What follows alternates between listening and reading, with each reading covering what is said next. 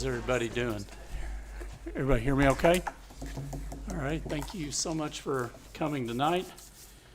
We're going to call the meeting to order. Kids do that so much better. And let's see, we have, let's call roll. Matthews, Here. Ingalls, Here. Flood, Here. Bolt, Here. Rutherford, Here. Seaborn, Salter. Here. We have a quorum. Very good. And Travis going to do invocation for us. Father, we thank you for today, God. We look forward to the rain that is possibly coming, God, and we just so many things that we have in our life, God. We thank you for those blessings, God. Tonight, as we walk through this very very big proposal, God, and just very difficult discussion, God, I just pray that you help us to make the right decisions, God. You help us to have the right information, and that we do the very best to serve the people that we are put in place to serve. We ask all this through your Son's name. Amen. You good, thank you. We don't have flag salute on there, but it wouldn't hurt if we did it, would it? It would not hurt. Well, let's do it. All right. I pledge allegiance to the flag of the United States of America and to the republic for which it stands, one nation, under God, indivisible, with liberty and justice for all.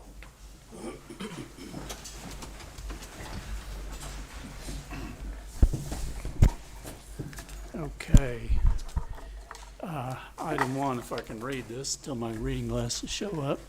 Consider and take action with respect to a resolution of the Shawnee Municipal Authority, the authority approving and authorizing a clean water SRF loan from the Oklahoma Water Resources Board in the total aggregate principal amount of $65,635,000, approving the issuance of a promissory note in the total aggregate principal amount of $65,635,000 secured by a pledge of revenues, and authorizing its execution, approving and authorizing the execution of the loan agreement for Clean Water SRF loan, designating a local trustee, and approving and authorizing the execution of a trust agreement, approving and authorizing the execution of a security agreement, ratifying and confirming a lease agreement and operation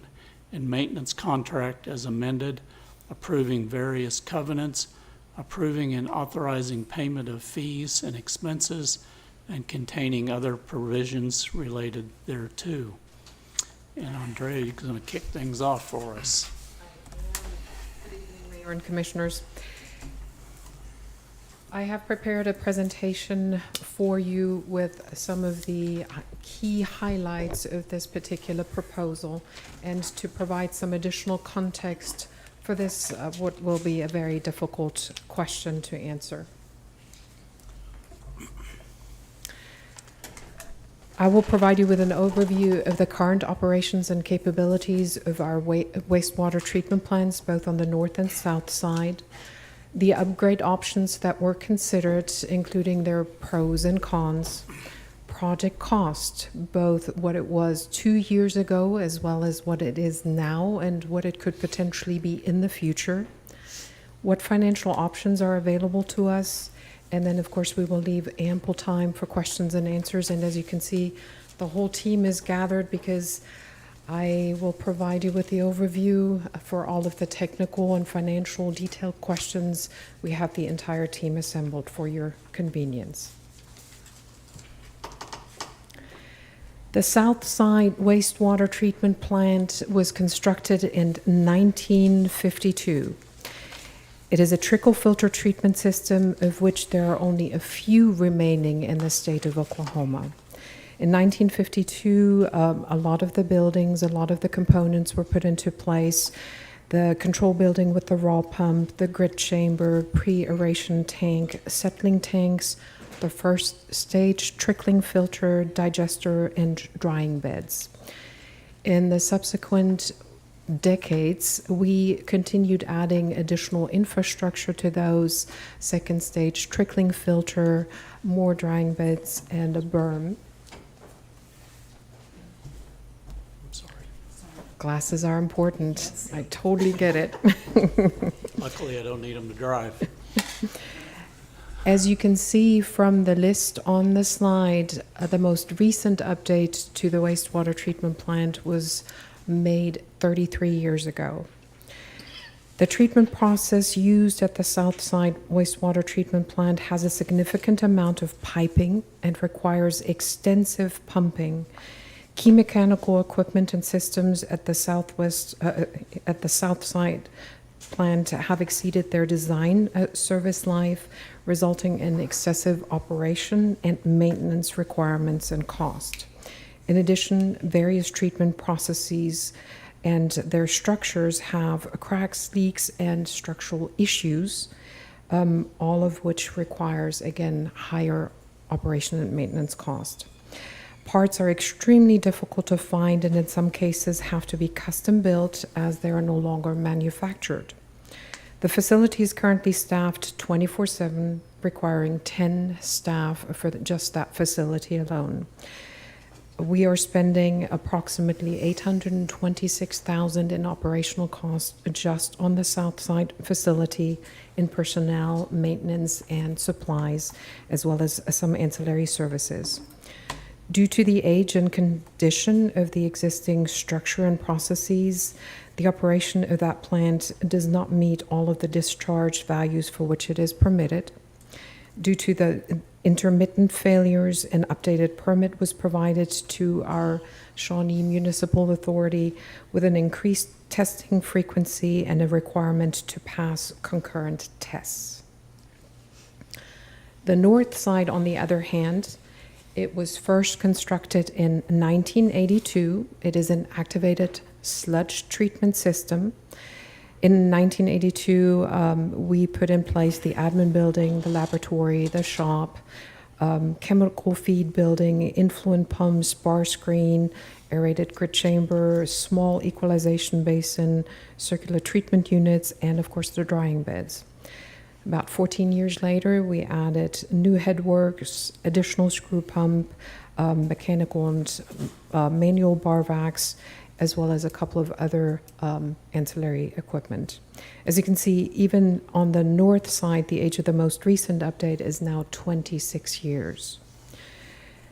The rated treatment capacity at the north side plant is 3.2 million gallons per day. Peak capacity when all units are in service is twice that amount. The physical condition of most of the equipment is good, and the cost to operate averages about $668,000 per year. However, there are some items that should be addressed to improve the plant's performance. Pump and screening, grit chamber, wet weather flow equalization. Currently, the basin is entirely too small to actually contain some of the wet weather flows. Aeration system clarifiers, return activated sludge system, plant outfall, chlorine contact basin, and then, of course, the SCADA system, which is short for the supervisory control and data acquisition, so as to allow a more control over the operations altogether and do so remotely as well, which cuts operating cost. Oh. Back in 2019 and 2020, the City Commission looked at several options to update the wastewater treatment plants. As you can imagine, a do-nothing alternative, of course, would be the most cost efficient because we would not be doing anything. However, it also poses the continued potential risk to both the environment and public health. In addition to that, we would likely incur escalated enforcement action by our very own Oklahoma Department of Environmental Quality and most likely incur several fines if we do nothing. So the City Commission looked in earnest at two different options. Option one would include a host of necessary updates to the north side treatment plant to make it more efficient. This option would also include a brand new south side plant, inclusive of a new treatment process, new plant side piping, treatment works, and ultimately resulting in a 2 3.0 million gallons per day Aeromod treatment system. For this particular alternative speaks the cost. It would be less than option 2. Against this particular option would speak the fact that the south side plant operations would largely remain below the 100-year flood elevation limit. Updates also do not provide for any long-term growth, and the two separate plants, because we would retain both the south side and continue with the north side, we would still incur the double cost in operation. Option 2 would see the south side plant infrastructure reduced to simply a lift station, and the sewage itself would be sent by a 24-inch force main to the north side plant. This option would also see the north side plant completely updated to a new treatment process with a new plant side piping treatment works for what is called a sequential batch reactor treatment system. It has a 4.5 million gallon a day average and can easily accommodate a peak capacity of 11.2 million gallons per day. The net savings per year in operating costs are, of course, a pro for this particular option. It removes most of the south side treatment processes, with the exception of the lift station and the pond from the south side location. And it also offers long-term growth capacity of the city, as additional SBR can be added within the same footprint. And I want to call out the very importance of that particular fact, since Shawnee is likely to encounter more future growth than was originally estimated. At this point in time, both of these options had been designed with a very small 0.4% growth in population. As you know, I-40 will be 6-laned in the near future. The turnpike is proposed to be extended, and we anticipate a much higher growth rate within Shawnee than just the 0.4% per year. Option 1 does not allow any growth. Option 2 has the room to add another SBR, another sequential batch reactor, or 2 within the same footprint, and the cost would be accommodated with additional sales tax increases or an increase in the utility accounts themselves. Overall, as you can imagine, what speaks against that particular option is, of course, the higher initial cost. And I understand that this may be difficult to read on the slide. This just simply shows the footprint of both of those options. Here you can see on option 1 on the south side, which is shown on the left side of that particular slide, a large block that represents the Aeromod upgrade, if that was to be chosen. And of course, the retention pond would be retained. It would also include several updates to the north side plant. Again, you see that all of those updates are made to the existing infrastructure on the north side plant.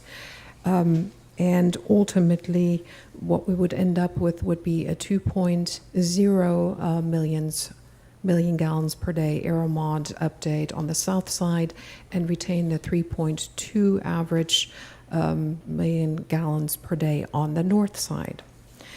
Originally estimated to cost less than $40 million, which includes, of course, design, permitting, surveying, testing, construction oversight, and contingency. This option was less expensive in 2022 and most likely would remain less expensive today. However, as I said before, option 1 would also incur a higher operating cost because we still have 2 treatment plants, and it does not allow for additional future growth.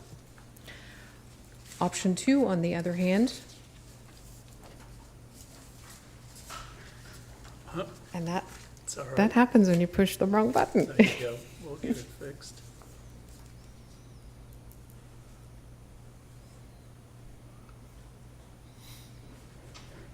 Thank you, Ryan. Option 2 will see the south side plant infrastructure reduced to a lift station. Sewage would be sent north. This option would also see the north side, as you can see in the image on the right-hand side, completely updated. All of the infrastructure there is new and outside of the current footprint.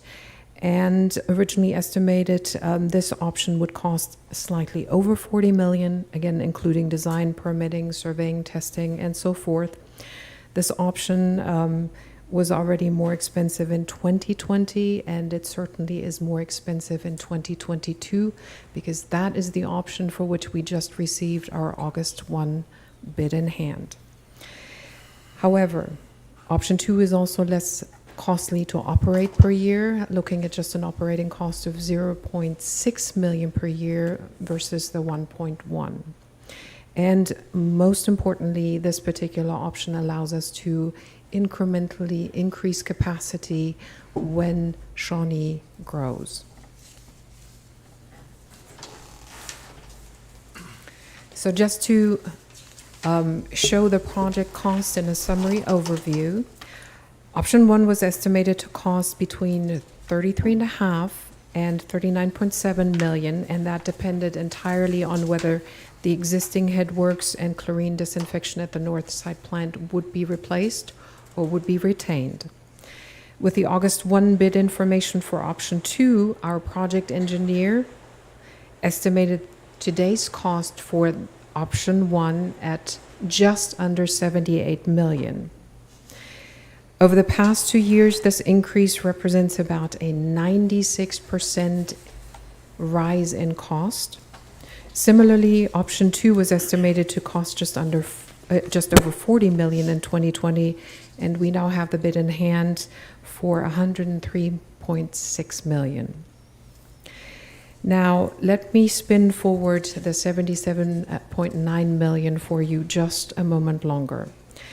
At that amount, option 1 would still appear less expensive. However, the biggest unknown is the potential increase in final cost, since the city would have to finalize the design and obtain the necessary permitting before we could actually go out for a bid. And that, of course, would happen no earlier than fall, potentially early winter of 2023. Assuming conservative cost projections for year 2023, if cost was to increase by 30% over that year, you may remember 96 over the last 2 years, option 1 would cost somewhere between 85 million for the bare bones option and 103 million for the not quite bare bones option. That would also give us a new headworks and better disinfection. We still would not have any additional capacity for growth. If interests were also to rise by only 1% throughout the same time frame between now and 2023, the cost of borrowing for option 1 would increase by a further 7.4 million for the lower cost option, or 10.3 million for the higher cost option, just over that time frame. And again, that is just 1% increase in the interest rate. To put this projection into perspective, cost increases of more than 90% over the last 2 years are not limited to the city of Shawnee. In checking with our peer entities, their recent water and wastewater projects have seen increases ranging between 56 and 151%. With all of that said, as you can imagine, timing is very important in the current economy, and even more so now that cities across Oklahoma are looking to implement ARPA projects, American Rescue Plan Act projects, and the bipartisan infrastructure law funding will be rolled out within the next year as well, all of which is likely to increase competition for contractors as well as resources. What is laid out in this particular slide is the implementation schedule of our option 2, which you see at the very top, in comparison to option 1, which was broken out by south side improvements and north side improvements.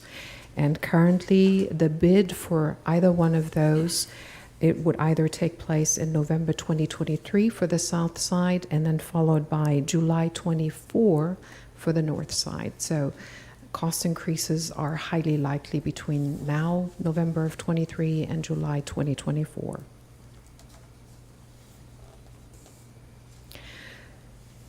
Based on the conceptual estimates, the city was also able to secure some low-interest loans from the Oklahoma Water Resources Board. We did so in 2020, which was great. Actually, 2019 and then again 2021. Both of those times, we were able to secure very low interest rates, which you can no longer get.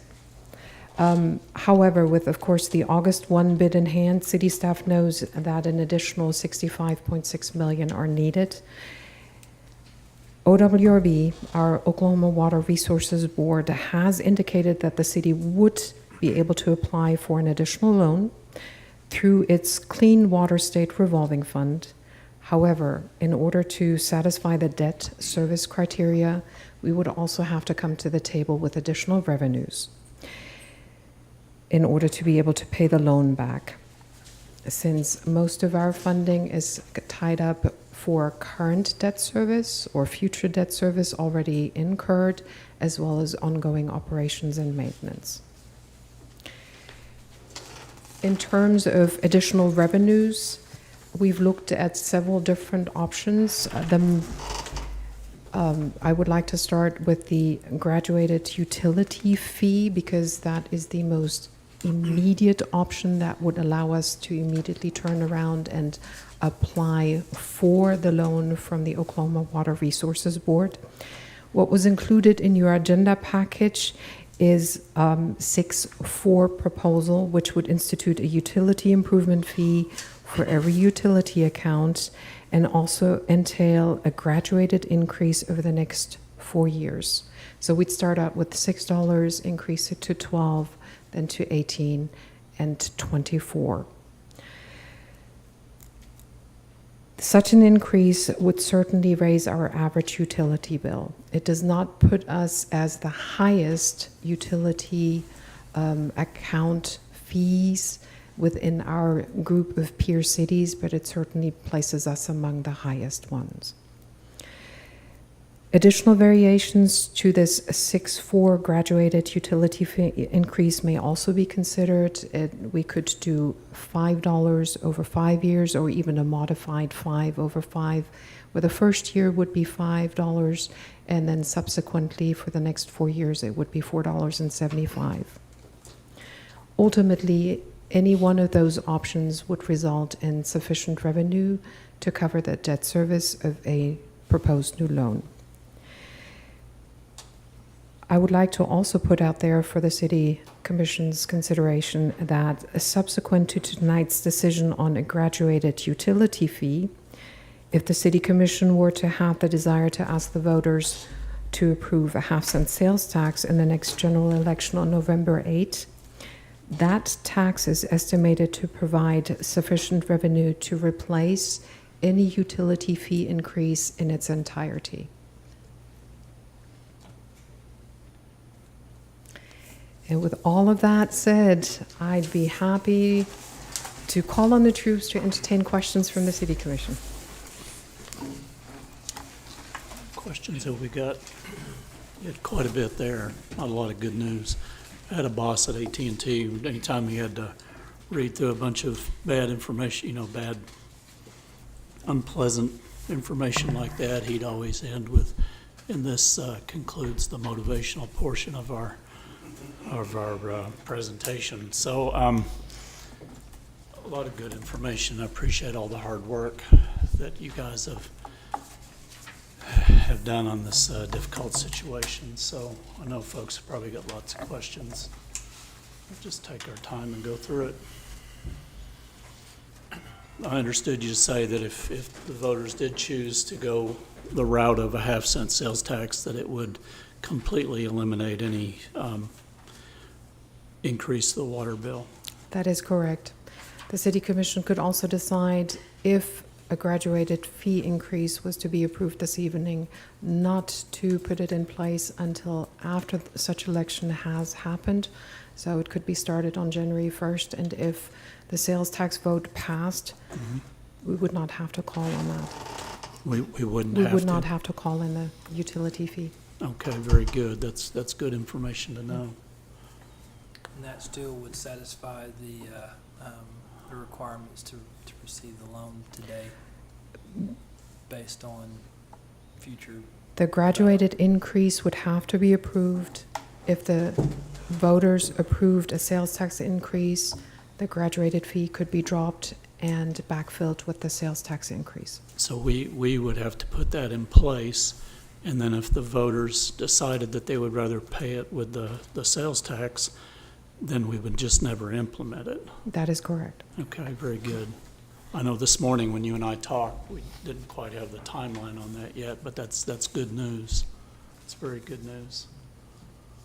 And you kind of touched on this, but the Feds just raised interest rates, but it's not yet reflected in OWRB's loan offering. So it's important that we act.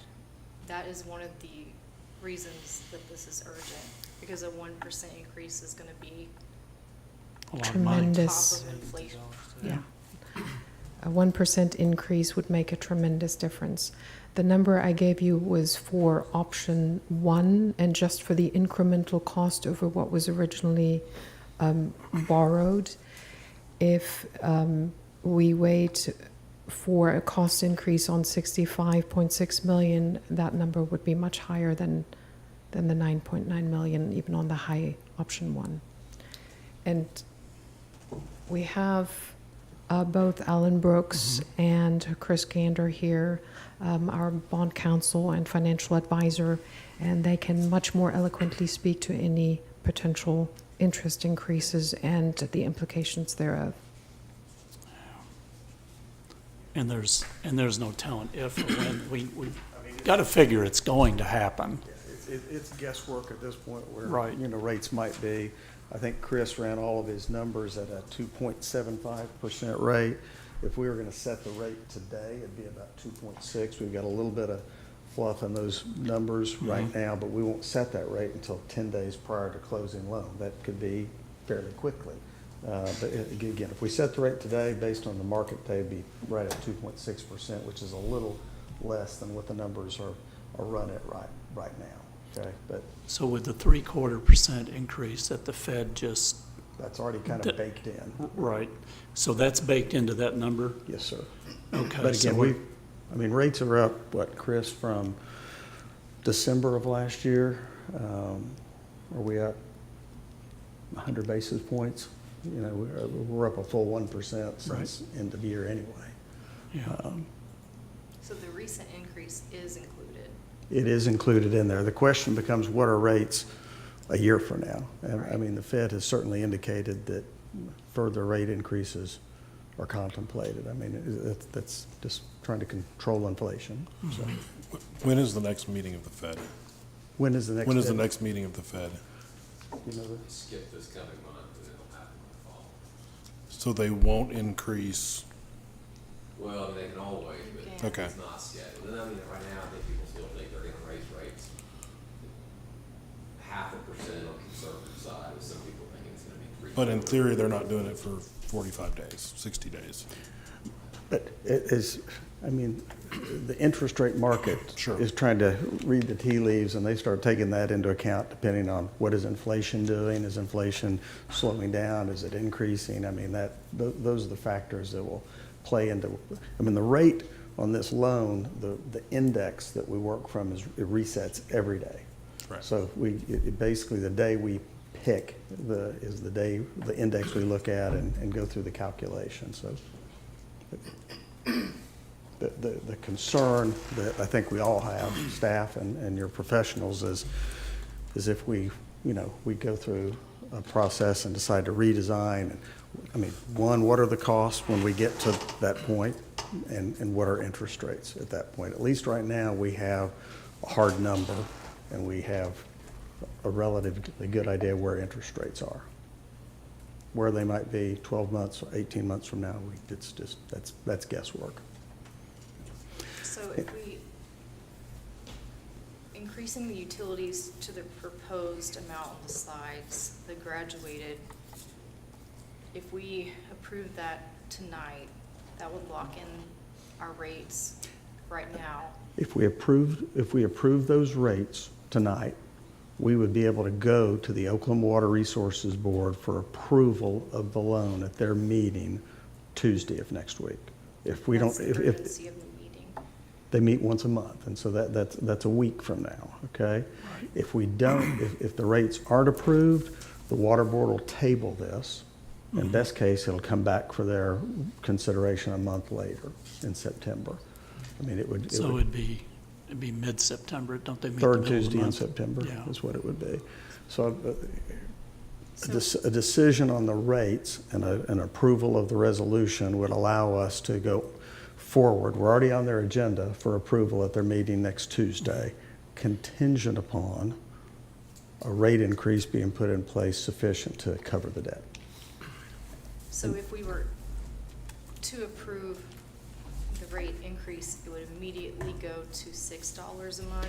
No, No? No. you want to? The agenda package stipulated an October 1st starting Oh, date, sorry, yeah. but it is possible to push it out to January 1st, so after a potential sales tax vote. So as to not ever implement any utility fee increase on any one of the utility accounts. So we could vote to implement it, lock in the rate, and then take it to the vote of the people for the sales tax and never implement it, in theory. If that is the desire of the city commission, staff would come back with the appropriate resolution to call for an election specific to a sales tax increase, and we could place it on the November 8 ballot for the voters to decide. And so after the November 8 election, we would know if the voters decided that they would prefer a sales tax over utility fee increase. But the utility is the only thing we can do to lock in That is correct. price. Yeah. And then it'll just be up to the voters at that point on, do you want to pay for it this way or this way? And that'll be an option we can give them.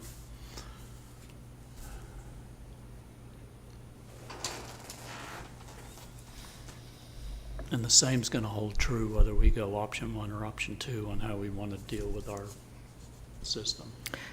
That is correct. How many, you mentioned that SBR,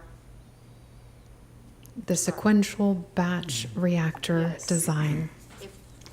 so, do you know how many people, additional people, each one of those would service? Like what's the growth, what's the growth projection with option 1 compared to 2? Option 1 really does not have any growth capabilities. It would lock us in at our current capacity. Option 2, There we go. I'll let Brandon Wall, our contracted engineer for this project, speak. Thank you. How you doing, Brandon? Good evening, Commission. So option 1 essentially locks you in at 2.0 MGD on the south side plant. That's not as much of a concern as north side. There's not any projection in growth for north side in the option 1 kind of way of attacking this. What you have with option 2 is we have a 4.5 MGD SBR, and that's 3 1.5 MGD units. So at the point in time where you're ready to add an additional 1.5, it's probably important to mention too that everything else aside from the SBR is already sized at 9 MGD, twice what we're building on the SBR. Okay. So as you expand the SBR, you expand that in 1.5 MGD increments. So we have position for 3 more SBRs. all the piping's already there, all the structure's already there. You just go from 1.5, you go to 6, you go to 7.5, and you go to 9. We just did that at Durant. We added 1.5 for the city of Durant, and the cost of the SBR addition was about $7 million for that additional SBR. So once everything is in place at 9, that's important to stress that everything's sized at 9 throughout the rest of the plant. That incremental increase from 1.5 in those 1.5 bumps is not extremely expensive or time consuming. You're looking at a relatively short process at the point in time where the city came and wanted to bump up by another 1.5. What's the lifespan on option 2? Right now, at the 0.4 growth, it's 30 years.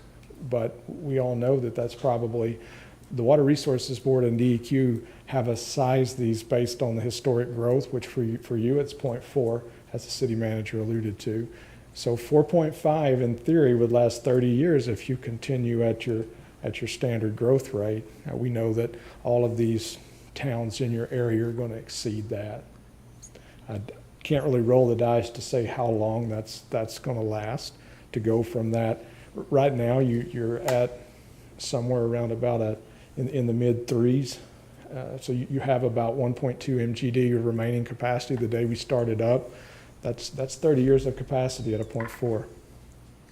Were you asking, and I just want to clarify for my own sake, and I'm sure other folks are wondering too, were you asking like capacity-wise or how long that equipment will last? Both, really. Yeah. And then at the current growth rate, when do we suspect having to add the next component, which I think is the SBR?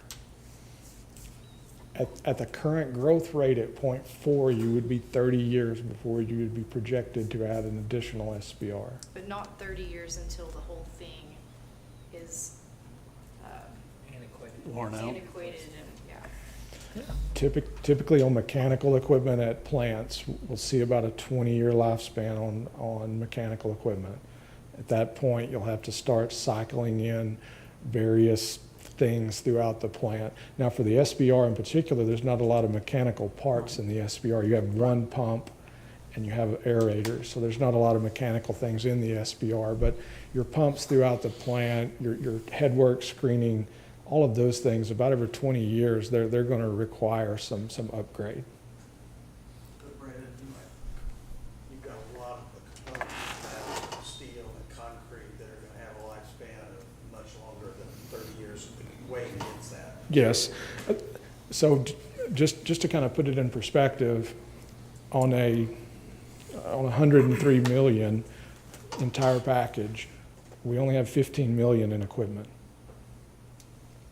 So if that 15 million, we would say at 20 years, probably 50% of that, you're probably at that 20-year mark, you're going to need an $8 to $10 million upgrade to equipment.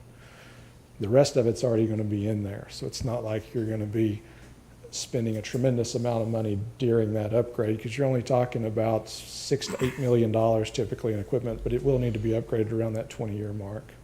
It seems like, and I'm trying to remember back 2 or 3 years ago, and we were talking about this, the first go-around, it seems like with this new configuration, there's a lot fewer moving parts that would wear out than a setup, say, like what we have now. Is that correct? Extremely few moving parts. This batch reactor system is a tank that we fill up, we aerate it, which is only steel headers that blow air into the tank. It's settled, and we discharge it off the top. And then you do one tank at a time, and you come back and do the tanks again. So there's really nothing under the wastewater that's really going to wear out. Right. That bulk equipment, that SBR equipment, there's about $5 million in that bulk equipment. That's not going anywhere. I know SBRs that are 50, 60 years old that are still in place. That equipment is not going anywhere. It's that rest of that ancillary equipment that's going to start. It's going to start being an issue at some point. And I would imagine that the system we have now that was, built 1952, I'm sure it wasn't rated to still be here in 2022. would be my guess. I mean, we tend to get a little longer life out of stuff than what they say. Typically, trickling filter wastewater treatment plants are a 20-year design life. Yeah. So you've got your money's worth out of that one. So I was in high school when it should have been worn out, and I'm long past that, so hopefully the new one would Yeah. work a lot longer too. So let me make sure I understood you correctly. You said an expected life expectancy of an SBR plant is about 50 years. Is that kind of what I was hearing you say, or you've seen them go as far as 50 years? So on an SBR plant, because the plant itself, the heart of the process, the treatment, there's so few mechanical components in Right. it. You're just looking at concrete and steel. Okay. So that part, you don't want to say forever, but Right. I mean, you get extremely long life out of. City of Choctaw, we just replaced their SBR, their original SBR. I believe it was built in the 40s. Okay. So the SBRs have an extremely long lifespan. And so based on the $500,000 cost savings between the option 2 and option 1, in that 50-year time, it could potentially pay for the increase between the 77 and the 103, based on simple math. And like everything else, that $500,000 is in today's dollars. So that's gonna increase also. So our annual savings will probably increase versus the estimate that we have now. Can somebody explain the severity of the south plant being in the floodplain, Yeah. or that situation, because it seems to be one of the main reason would make some of the changes, or the river? Like, what are the implications there? Well, we have your operator of the south side plant here, and she could probably speak to what's happened in the past, but you've got a pipe going into the river, and when the river comes up, the river comes back into the plant. And that's happened, how many times has that happened? 4 or 5 since I've been there. So every 3 or 4 years, you flood the south plant. So what happens when that happens? Just so everybody will understand that. And I don't know, she may need to answer that, and you're more than welcome to come up here and talk with us. I mean, we wouldn't mind picking your brain a little. Not trying to put you on the spot, but you're the expert, we're not. Well, currently, I mean, there's just been times in the past, like with this new equipment, it's not, I guess it's water friendly and can't be submersible. So, I mean, you're looking at a lot of potentials for stuff that we get in the air mod to just potentially be ruined every time that would happen. So if you looked at that happening every 5 or 6 years, you have to replace millions of dollars of equipment every time it got flooded. 'Cause the south side basically has a berm, all the way around it. So we're potentially like a big pond inside of another pond with water on 3 sides, because the creek that comes down from the Walnut area runs down the east and around the south side. So Yeah. Yeah. So, I mean, the way the plant is now, it actually doesn't really devastate anything when it goes underwater. I mean, we have had some issues with that, but a lot of the old piping and stuff that will be replaced will prevent a lot of that from things that's happened before. But I guess the I&I and stuff that we have has just caused a lot of problems, and I don't know. I've always been scared, like in the past designer we were looking at, that there was the potential that stuff could be flooded and ruined. Thank you very much. But with option 1, the original part of option 1 to replace that plant, there was talk of raising the elevation in the construction of replacing that plant, correct?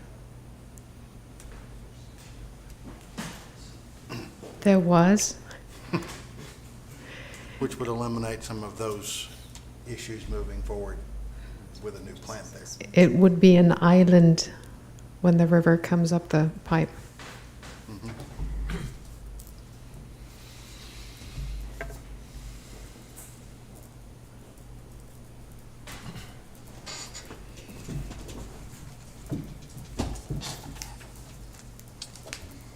Other questions we got? I know you guys could have lots of questions. Like an option 3. I know, I would, yes, yes. I think here's my concern, and these aren't new to you. We've had this discussion. The sales tax is much more appealing to me. The fact, I kind of feel like we're stuck, right?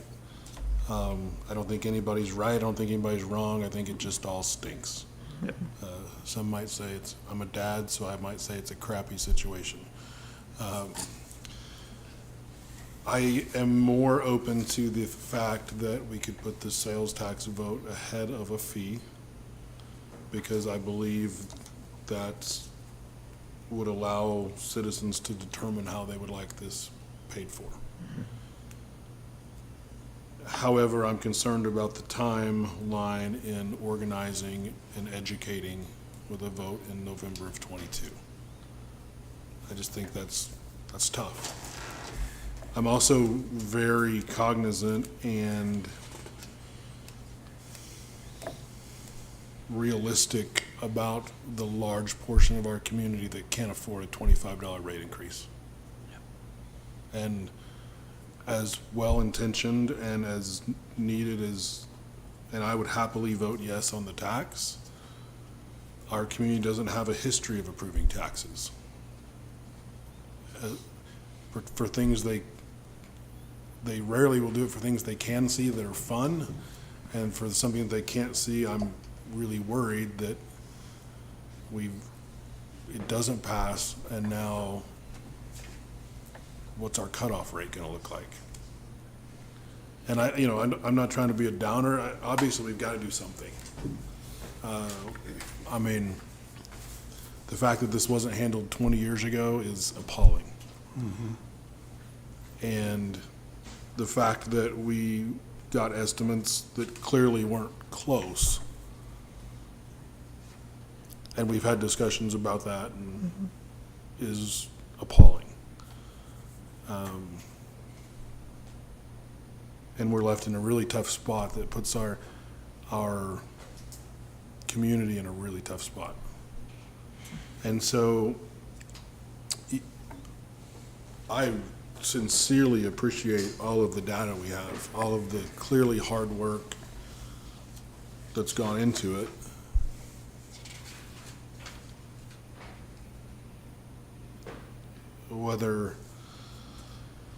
Whether we have enough time for the citizens to digest it and pick their poison in some sense, I'm where I am currently, and we're all up here, we don't have another way to do this other than this way, is if we take a week till our regular commission meeting, that gets us off the agenda of the resources board. I struggle, just the 4 days we've known all this information, trying to make a $65 million decision and be careful that we've vetted all possible options. I mean, it's clear we've put a ton of work into it. It's just a really challenging. I mean, the tax is, to me, the tax is the absolute best way to pay for it, in the sense of it attracts money from visitors, it attracts money from people that don't live in this, people that live strictly within the city limits don't shoulder the whole cost. But if it doesn't fail, if it fails, then what? I'm worried that as a community, we simply can't afford it, but we also can't do nothing. And Yeah, nothing's not an option, that's for sure. I've never felt trapped on a vote before as a commissioner, and here we are. This is the most difficult decision because you cannot not move forward. Right. And you don't really have any obvious options to which to move to. I'd like option 3. But let me I hadn't vetted this with staff, so we're just talking. I mean, we've talked about making the rate effective, as an example, in January, giving us time to have a November election. We probably have more time. In other words, we could probably implement that rate increase as far out as maybe June, all right, and still generate the revenue we need to meet our debt obligations. So in other words, if you felt like you didn't have time to educate the public between now and November, an option, adopt a rate increase with a further out start date, as an example, May 1, April 1, May 1, June 1, in that time frame. We probably don't want to go longer than June. With the idea in mind, you have several election dates post-November, but prior to the effective date of that tax, which you could give yourself more time to educate your voters. End of the day, the voter, I mean, we've had this scenario in other communities. It's rates or sales tax, you vote. If you vote no on the sales tax, then you voted yes on the rates, okay? If you vote no on the sales tax, you voted for the residents to pay for 100% of it versus, again, picking up dollars from people outside the community that are using your utility services as they pass through. So, I mean, I think the sales tax is a great option as well. And I guess my biggest point is there is an option that you could adopt a rate increase, have a start date further out, and give yourself more time to have that election. And If like you said, if that's there are appealing. other months that theoretically we could have an election. Correct. To me, what's appealing about November You is that we have that the calendar. governor's What are race, other we have election Senate races. I mean, a lot of people will go vote that day, where if we just had a one-off, probably No, just get I a fraction understand of it. that. I'm more concerned Yeah. about the time to educate. Absolutely. No, I understand you fully. I mean, I will flat out say, I cannot support a fee and then vote in fear. Like. A fee and what? A fee implementation, and then if you vote yes, we'll take it away. That's not something that I'm prepared to support, like, because that's voting in fear, and I don't like that, like. I was looking for a word for that earlier, and I couldn't Yeah. figure out what that was. I mean, to me, giving the voters or our citizens the true choice is putting the tax vote ahead of the fee. Like, do you want to share the burden, or do you want to carry it yourself? To me, that is that's something I could entertain. Because then they really have had their say. My concern is that the November timeline is, I understand there'll be more voters. Yeah, there'll definitely be more, but. And I understand what you're saying. The downside of that is Yep. you lose your bid, okay? In other words, the bid is not going to be good. What does it cost then? We're kind of shooting That's fair. we're That's- shooting at a moving target. That's fair.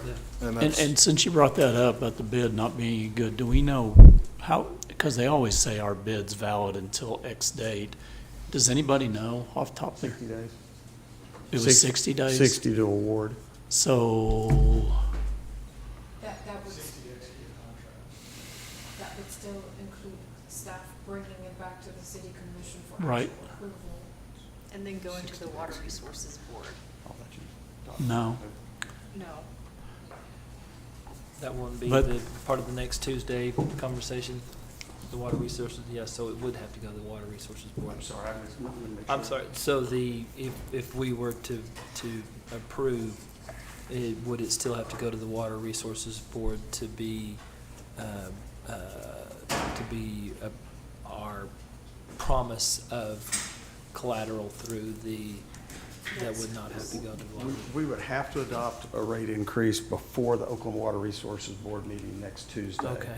To allow them to approve the transaction. Again, we've already talked to them. If we replace that proposed rate increase with a sales tax, they don't have an issue with that. It's not a problem.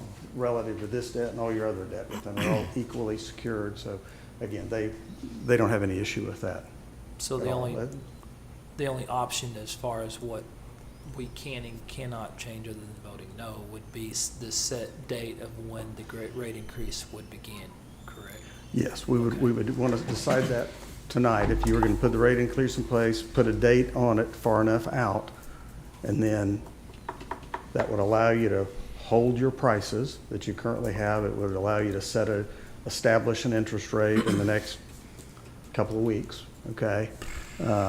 Relative to where the market conditions are, and then it allows that time frame for the voters to decide. I mean, what you're deciding is we're going with the plant that we have bids in hand for, okay? Versus the plant that isn't designed yet at some future cost and some future interest rate. So tell me, educate me on the risk, or rate risk, if we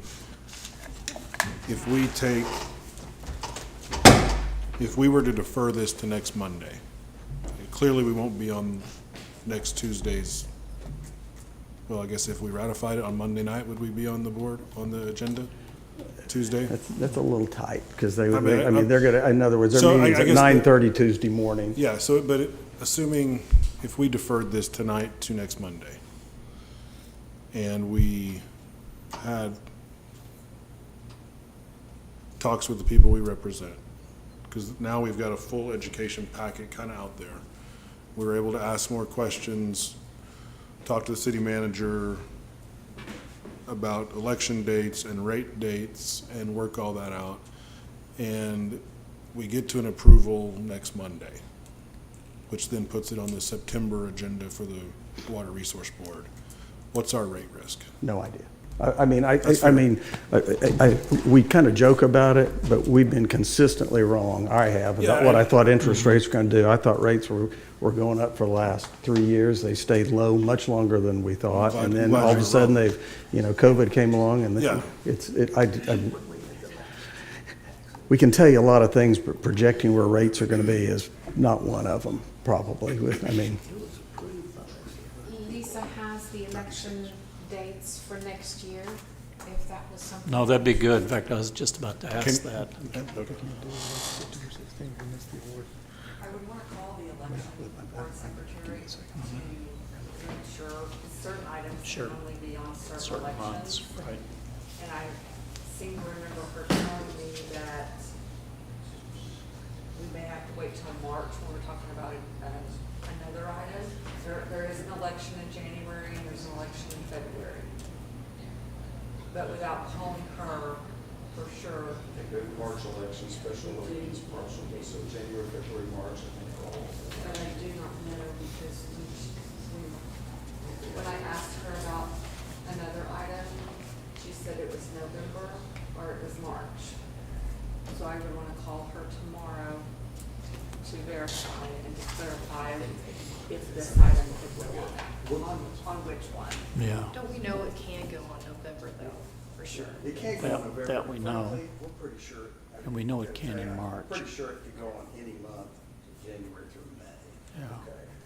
I think there's some months that you can't have like people elections to end like January, February, In or the January. number of years, in 2022, we had very few election dates. 2023, odd number of years, we have a lot more election dates. Okay, so I think we would have plenty of options for elections. The city cannot campaign, Right. correct?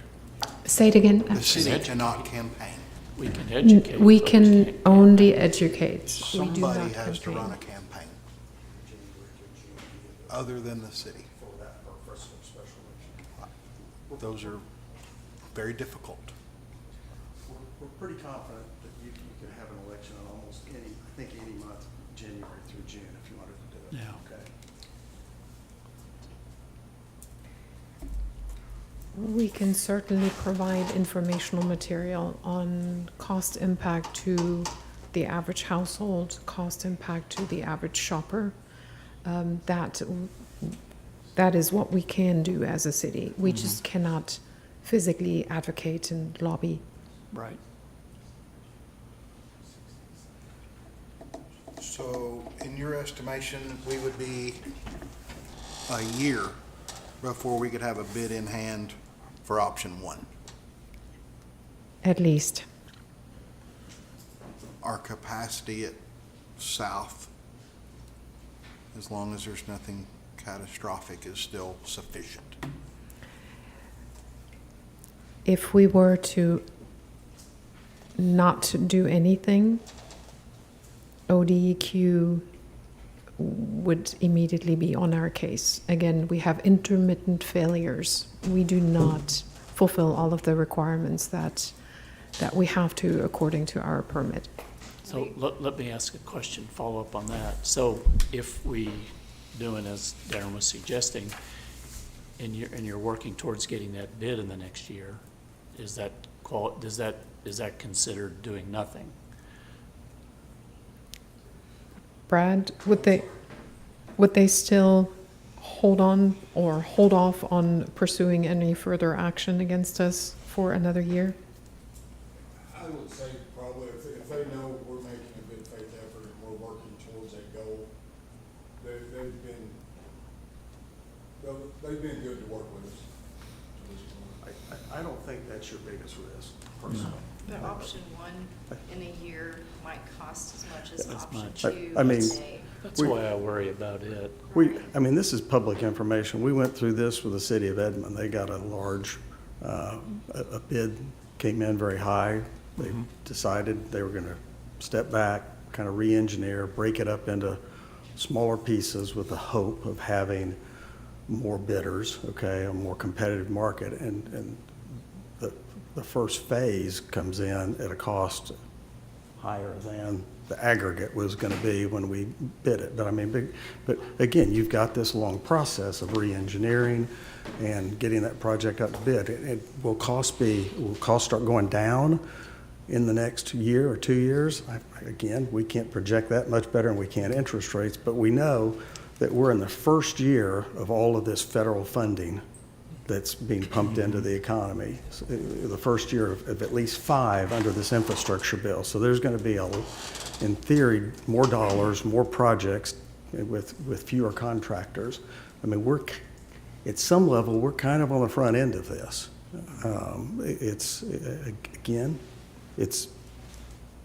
I think that's your bigger risk of what is the project going to cost, whether it's phase one or option one or option two. What would that project cost a year from now? Maybe it'd be less, but I just don't see the basis for that. But if people can't afford the $25 that we're gonna put on them, because that's, the $25 we're looking at doesn't include the incremental increases. Right. If cost increases, those are gonna go up. Everything's gonna, the normal increases are coming along in 5 years. And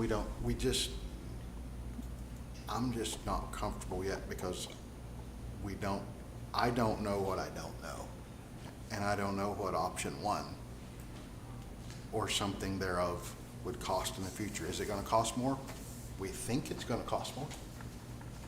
But I also know lumber's gone down 75% in the last however long that has. Concrete's plateaued. Steel has started down a little bit in normal construction costs. So everything's a gamble. But a $60 million gamble or a $20 million gamble. So I'm going to draw on my long-term infrastructure project experience. In all of the time I've been dealing with large infrastructure projects, there has been, at a minimum, an annual increase in labor and supply cost of just under 5%. That is in the best of years. We are not in the best of times. And to speak to the fear factor Commissioner Matthews mentioned, the ARPA money that will be flooding the contractor market and the bipartisan infrastructure law bill that will be flooding the contractor market will make competition for contractors and supplies even tighter than it currently is. When we started this project, we had a pre-bid meeting. We certified 6 bidders, 3 of whom have since taken other projects and no longer have an interest in ours. Once the competition falls by the wayside, the price efficiencies go by the wayside too. And again, I don't usually deal in fear, but it is a significant risk that needs to be considered.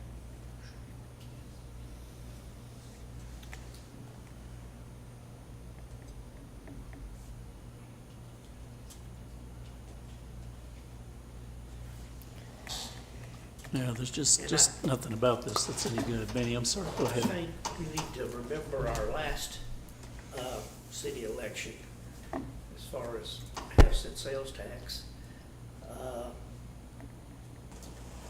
It probably only won by 36 votes. Mhm.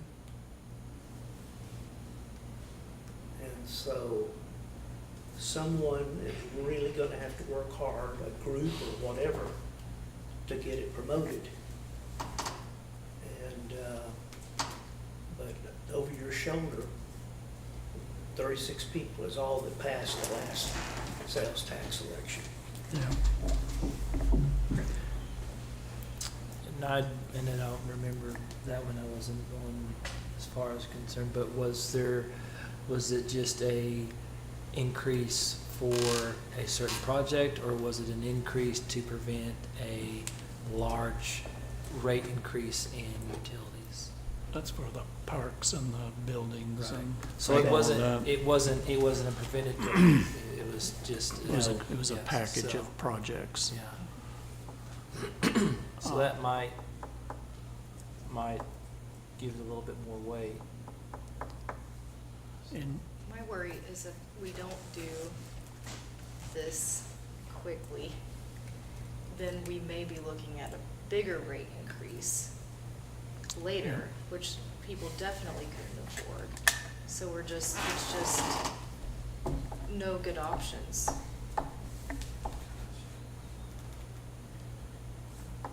no, there's Locking in the not. price for something that's considering growth,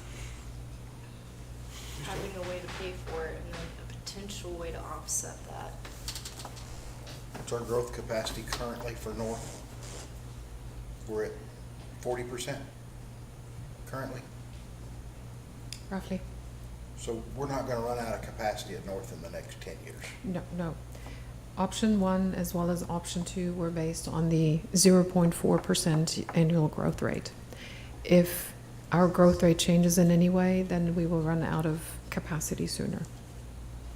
But if our growth comes up, then maybe we can, And again, this is not so much about not having sufficient capacity, it is having a plant that is literally cracking and breaking under our very feet and not being able to maintain it for much longer. That's kind of the way I've been looking at it, and it sounds like by the time we get another year down the road, if we would do an option 1, the cost ends up being pretty close to the same. Option 2 should last us a lot of years, where option 1 probably ain't gonna last us nearly as many. At the current growth rate, we'll make it to 2050 with option 1, but thereafter we have no growth capacity. Option 2 allows us to add the additional SBRs incrementally and allows us to grow for quite a little longer. And by the time we end up getting bids on that, and then you factor in the savings to operate every year, which is also going to keep going up. I mean, I think cost-wise, it ends up being pretty close to the same thing. we think. Yeah, that's just it. I mean, I don't do well with projections.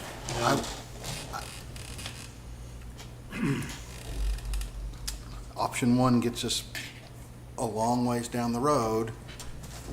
If it comes in, I mean, even if it comes in at 75, that's still $30 million less. That's a $12 increase, not a 25. If it comes in less, or if yourself, staff, comes up with other options to do, I just don't like not knowing what that option is. Is that how the debt service works? Would it really just be half, or is it more of a, how so? like, Well, if the project? we've already borrowed a bunch. We already have enough Yeah. for the original. I guess that's my, So- that's my, I gotcha. this So- was my next question. To let you know, the way the 7.4 and the 9.9 million for the bare bones and not quite bare bones, option one was calculated, was only on the delta. So the 51 million that we already have for the wastewater treatment plant is unaffected by any future rate changes. So only that delta in price difference. I have a question, and maybe I'm just missing it. When we look at the project cost, we have 51 million currently Correct. borrowed. Mhm. So we're gonna, if we pick option one, we've gotta go get more money too. That is correct. Is that correct? Yeah. Mhm. If it comes in at these projected numbers. But to the tune of an additional 12 million to 25 million, not an additional 65. 60 million. So in the best of years, we'd be looking at about 5% increase per year. I am certain we will look at some interest increase over the next year.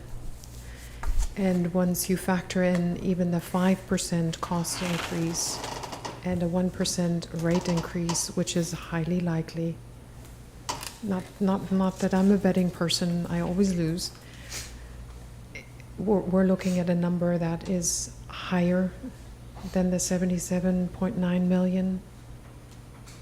And it will give us some time, as long as we do not grow more than we anticipated. I understand there are many unknowns. And what the city commission is being asked to do is make the best decision with educated guesses and data. But each one of those estimations is based on previous experience, not just by us, but also by our peer cities, because they are all struggling with that particular problem at this time. Well, and the thing that none of us have lived through yet, and we don't know how it's gonna impact us, is when all this money rolling out of Washington gets there and people start fighting for contractors. I mean, we don't know what the impact of that is going to be. I mean, we just don't. It wouldn't be as detrimental if the federal monies did not come with a deadline attached. If we Right. actually had 10... Which, I mean, I understand the need for the deadlines, I because do. the idea was they want that stuff spent, and that's what it's there for. You can't just sit on it. Yeah. So, Hope they drop about 60 million of that on us. that'd be all right. What do we do with it in the next That'd fix 60 it. days? That'd be Yeah. lovely. If one of us had just won that lottery a week or two back, we could have just wrote the check for it. I'm less concerned about the price of a 2x4, and we're not using many of those in this project, but going up double by next month as like all the contractors connected to ARPA stuff, and then the interest rate. I personally believe the interest rate is going to go up. So those things make this really timely to me, that we make a move to lock stuff in, but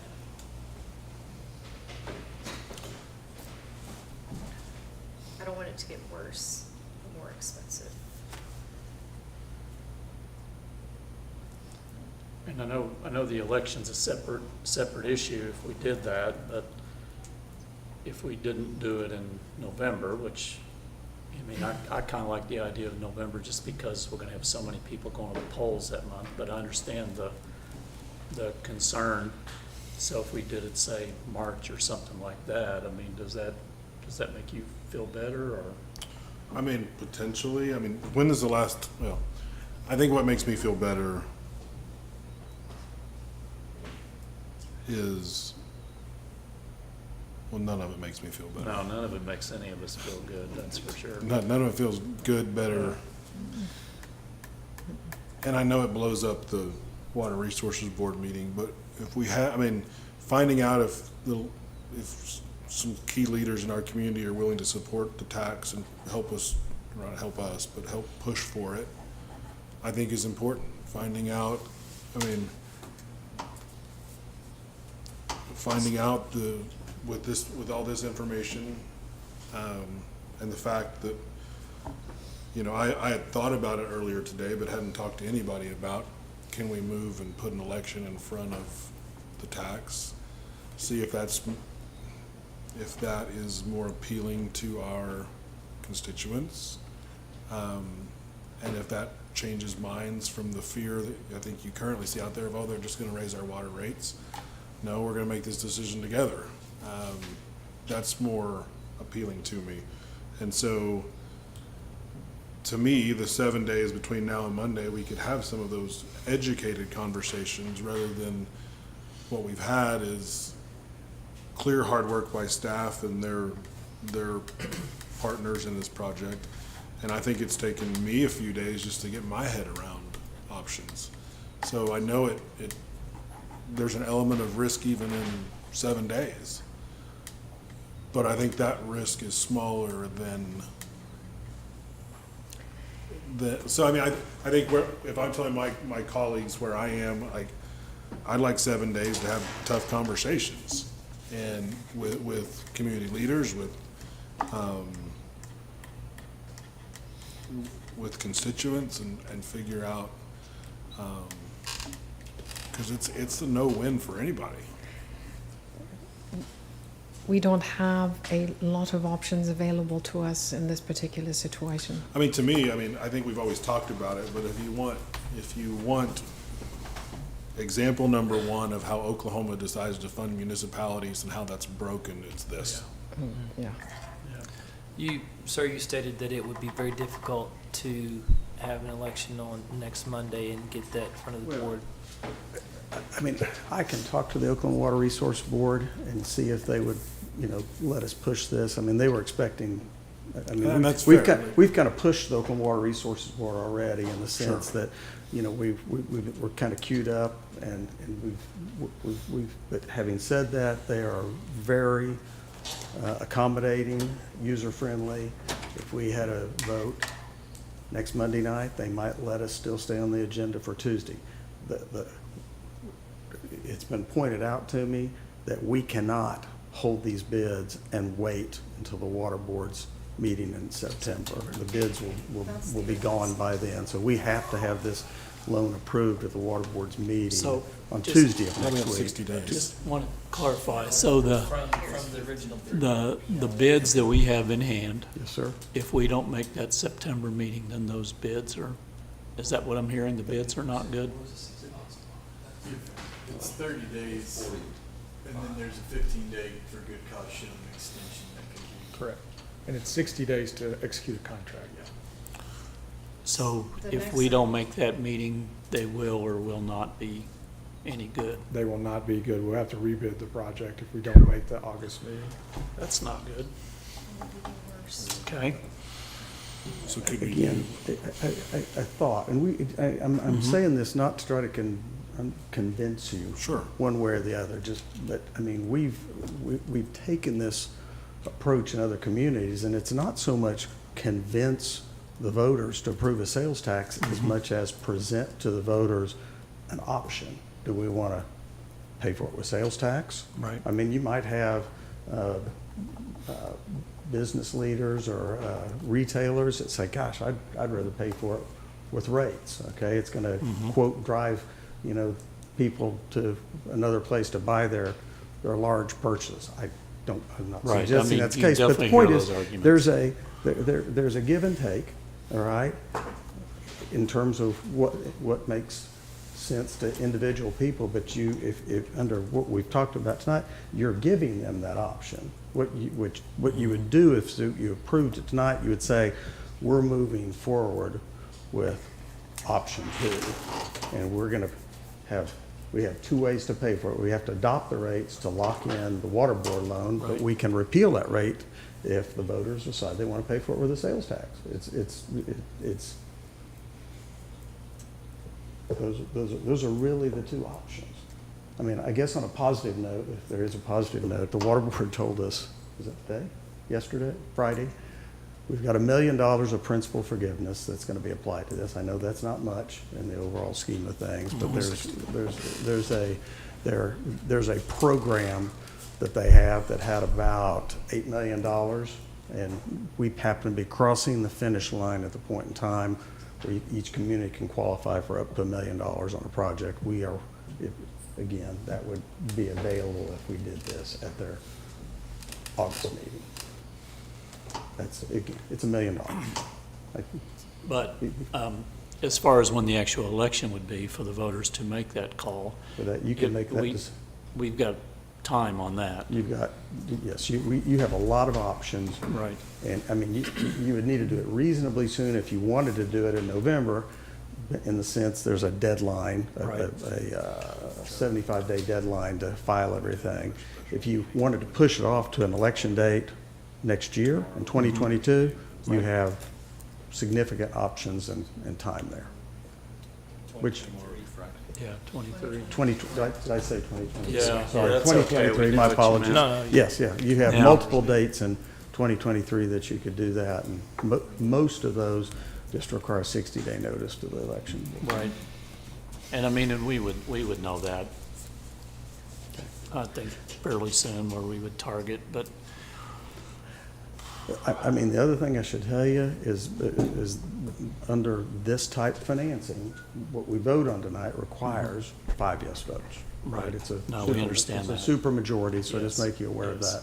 Yep, as- I as think we well. understand that.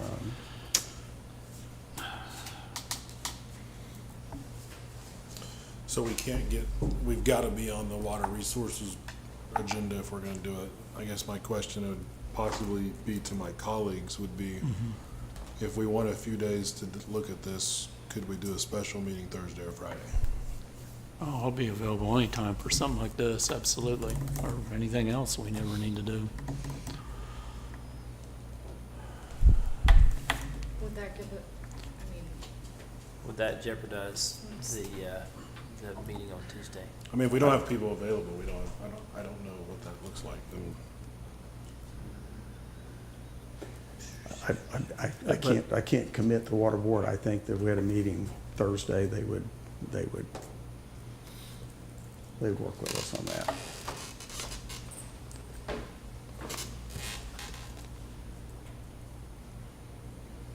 Is 2 days enough? No, that's what I was gonna ask, is, I mean, what do you think we'll be able to get done between now and Thursday? Well, I mean, with this, I think there's going to be clearly some feedback people have after hearing this, and if we work the phones and work, with Andrea and looking at when the election could be and when the fee would go, like, We may not be able to convince the Oklahoma Water Resources Board to allow us to do that. We've already cut this time frame relatively short between now and their meeting on August 16. We have no guarantee that if we were to call a special meeting for Thursday, that would be insufficient time for the Oklahoma Water Resources Board to still consider our request on their August meeting.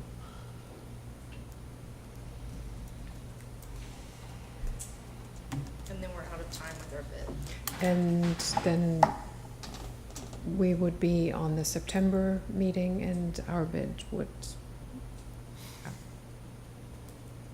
Not good things. I mean, you would hope if we're already on their agenda, they would. I know we can't.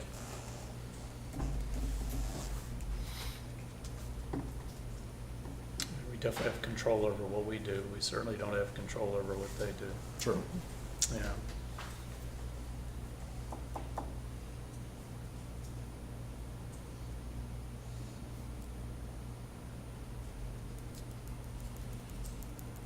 I mean, it doesn't sound to me like we have any good options. I mean, you guys may see it differently somehow, I don't know, but One glimmer of hope that I heard tonight was the fact that we may be able to put the fee off until. oh, yeah, that was great And I didn't know that was news. an option at all. No, I know this morning when we talked about it, we didn't know that. And that is good news. What are the questions you guys got? Benny, you got anything? No, No? it's gonna be a hard Mr. decision. Vice Mayor? No? How about down this end? I don't know. That sounds like it's time to fish or cut bait, right? So I'll tell you what I'll do, is I will make a motion that we approve option one. What is option? Oh, well, I'm sorry, item one. Item one, yes. Big Boy, decision. I get, yeah, I'm glad you caught me on that, But- Daniel. I get, So I'll make that motion.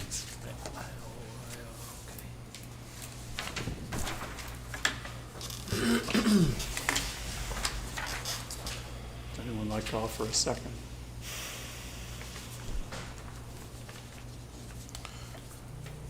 I have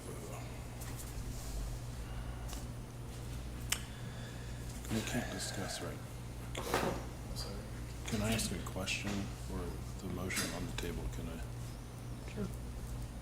I apologize, I was doing a little mini research project. The motion is to approve agenda. item. Motion was to approve. I have a question about the item. There is no second. Not yet. It would not be appropriate to Okay. discuss unless there's a second. Well, I have a question about the item, I guess, but You want me to withdraw my motion so you can talk with it? That would enable that. yeah. Okay, then I'll withdraw. So I Thank- want to make sure we get all the Yeah. questions answered. thank you, Mr. Mayor. My question is on the item, does the item currently set the starting date rate and the election date? No, Like if you, I think that, wouldn't that be a separate We'll have to add it. question? This has Correct. nothing to do with the sales tax election. Yeah, okay. It has a start date. I- That's in the next meeting. Correct. This item is just for the promissory note. We Right. have additional items that speak to the utility fee, the schedule of graduation, and also the starting date. And what is contained in your agenda package is the 6/4 with a starting date of October 1, but that can certainly be amended if the city commission so desires. yeah. There's more in there, we just hadn't got past page one. So we'll vote on each thing. Yeah, it's-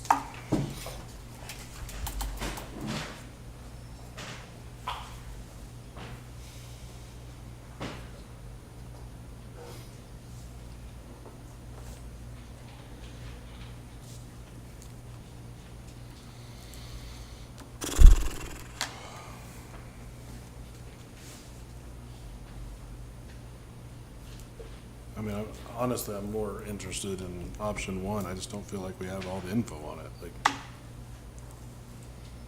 it's just, I don't know.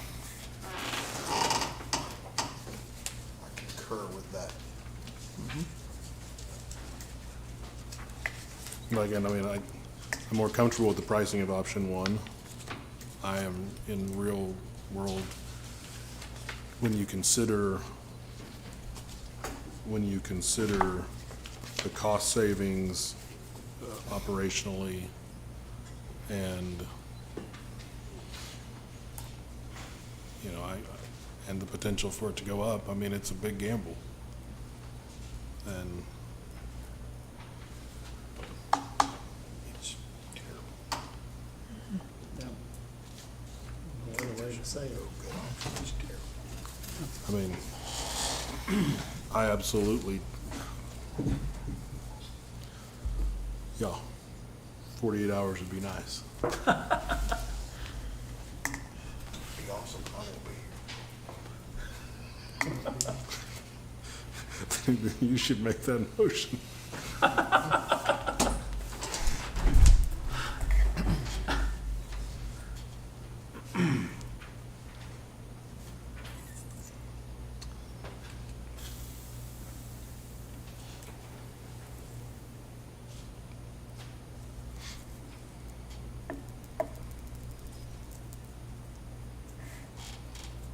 So 1 point of interest costs us 10 mil, Between 7.4 and and 9.9. Just 1 point interest that- rate. Over the 30 years, is that what that is? Okay. So if there's an increase Yeah, beyond, I mean, I'm trying to do math and trying to, so 15 million savings and a 1 point increase. I don't, Pretty well eats it up. Does option one and the estimated 65 to 77 million, does that include the expected creation of islands set, out of the floodplain, or is that just to rebuild it as it sits? it would, option 1 included that aeromod treatment system, and yes, it'd be that island within the berm. And, but it would still be in the floodplain, correct, or not? Wasn't it going up 2 feet? Is that how you remember it? 2 or 2.5, I don't remember. Yeah. So it would be below the base flood elevation. It would not be in the floodplain. Okay. I know that's confusing, but because of the berm, it's been removed from the floodplain, but it is below the base flood elevation. So if the water gets up to the BFE, water could back up the pipe and flood the interior of the berm, but it is not in the floodplain. I hope that answers So your we're question. still, even with that option, we still have a significant risk of flooding. Is that what I'm understanding? We have to discharge, Yeah. so that's not going to be removed. Okay, so we have still have a significant risk of flooding, okay. Option one.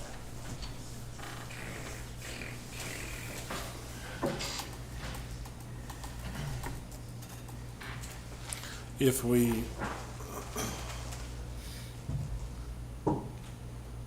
we were to approve the financing, are we locked into option 2? Like, is that financing for a specific project, or could we continue to investigate option 1? I'm glad you asked. Or my favorite, option 3. I'm glad you asked that question. The financing, just like the previous financing, does not lock us into a specific option.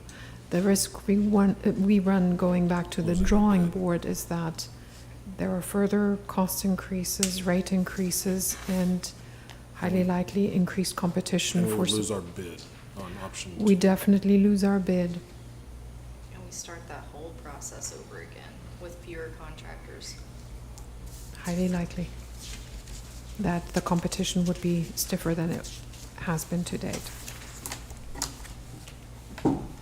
Yeah, the funding itself is not tied to any particular option, which is why we were able to have the 2019 and 2021 loans and still have those. And to fully investigate option 1, you're saying it would take us a year in round numbers. And so then if we went a year into it and we looked at that and said, oh, we don't like that, let's go back and look at option 2, then, I mean, we're gonna have increased cost on that. How locked in are we to 103.6? What's the likelihood that becomes 120?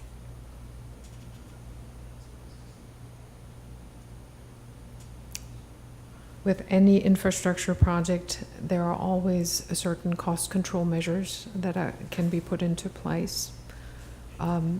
Most projects undergo a value engineering process too. But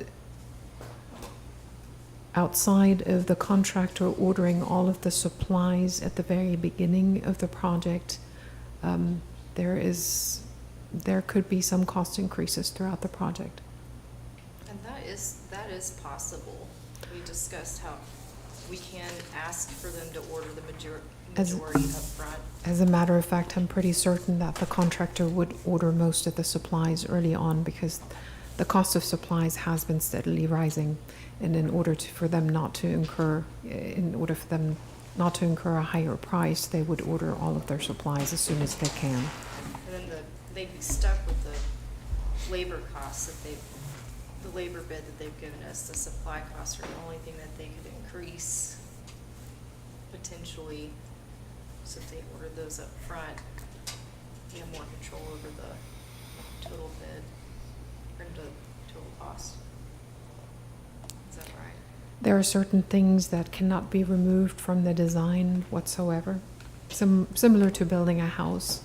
But there are certain things that you may be able to find a slightly cheaper alternative or different way, and that would be part of the value engineering process. If we accept their bid and the prices go up, it's on them. Yeah, it's their That is risk. true. Their risk. They assume the risk unless we specifically ask for a design change. But we do have some additional costs on option 2 already, as far as. That's already all built in to the financing. Yeah, so someone, I think Daniel asked, I mean, that 103 was the bid plus our, Owner's representative, testing, that's the word I couldn't get. contingencies, absolutely. Include owner's representative? The 103 is just the bid. It does not include the contingencies. But our financing does. The financing includes the owner's representative, the testing, and contingencies. That is correct. So, To the extent, I mean, we close on, this, like your problems, this is a line of credit, so we would close on the line of credit. If we didn't use any of the contingency, that's money we would de-obligate. We're gonna get $1 million of principal forgiveness, that'll come off that. If example, the city applied for some of the state ERA money that's going through the Oklahoma Water Resource Board, that's gonna be an option in January. There's a couple $1 million potentially that you could pick up there. Those would be dollars you wouldn't draw under the note. You have opportunities to pursue other potential grant money prior to the time you actually draw down the line of credit. We've got 2 lines of credit in place right now that we locked in at lower interest rates. You'll draw those monies first. You'll draw the principal forgiveness, so you don't pay back. You'll draw the more current money that's a slightly higher interest rate. That'd be the last dollars, but you would de-obligate dollars that you received from somewhere else, principal forgiveness, grant money, et cetera.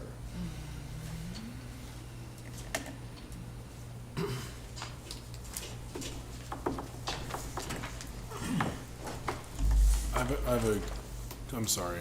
I'm trying to be thorough and I want to understand, make sure I understand the process. Because I have serious concerns about our citizens' ability to afford this should the tax not pass. And the impact that has. But the more I look at numbers, so when we get to the place of, how long from now till we would get to the place of locking in financing on option 1? Like if we said, no, we're not gonna do 2, that's too much money, we're gonna do 1. Cause I'm gonna try to do math and. So, We have to get another bid, though. No, I understand that. Oh, okay. Realistically, you wouldn't look at additional financing probably until you had bids in hand on another option. I mean, that's what we did this time. We Right. borrowed enough money. Well, and then what I'm trying to do is in my own mind work a risk calculation of if you say it's 2024 before we do that. I believe a safe projection, again, you're a more educated gambler on this than I am, but if you projected 1% rate increases per year, which I think is probably realistic, that's 2 million, that's 2% by the time we get it to bid. And that's $14 to $20 million of additional project cost. Correct? Plus whatever cost increase may have incurred in the meantime on the project. Yeah. I mean, I don't know that we know how to gauge that. I'm not trying to factor that into my decision other than understanding it's a real deal. Because, I mean, I think, you know, my inclination and my fear that we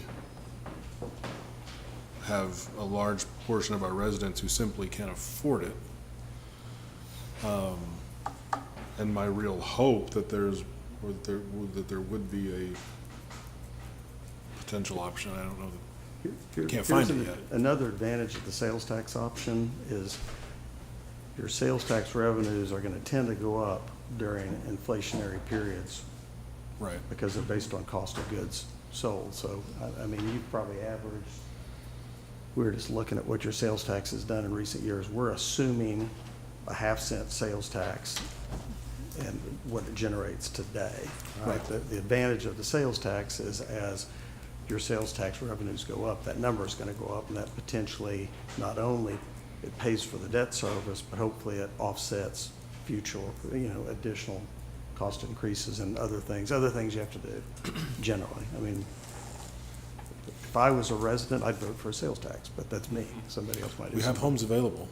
I understand. And if we don't vote in November, you could get here in time. The other thing that nobody's really talked about is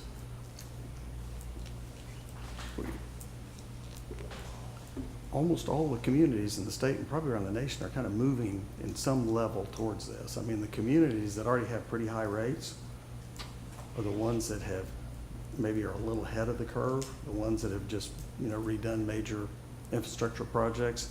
And those with lower rates are ones that either haven't addressed that yet and/or are just kind of dying communities that aren't going to address it, perhaps. I mean, everybody has to address it at one level or another, but that seems to be the dividing line when you look at kind of what utility rates are in various communities.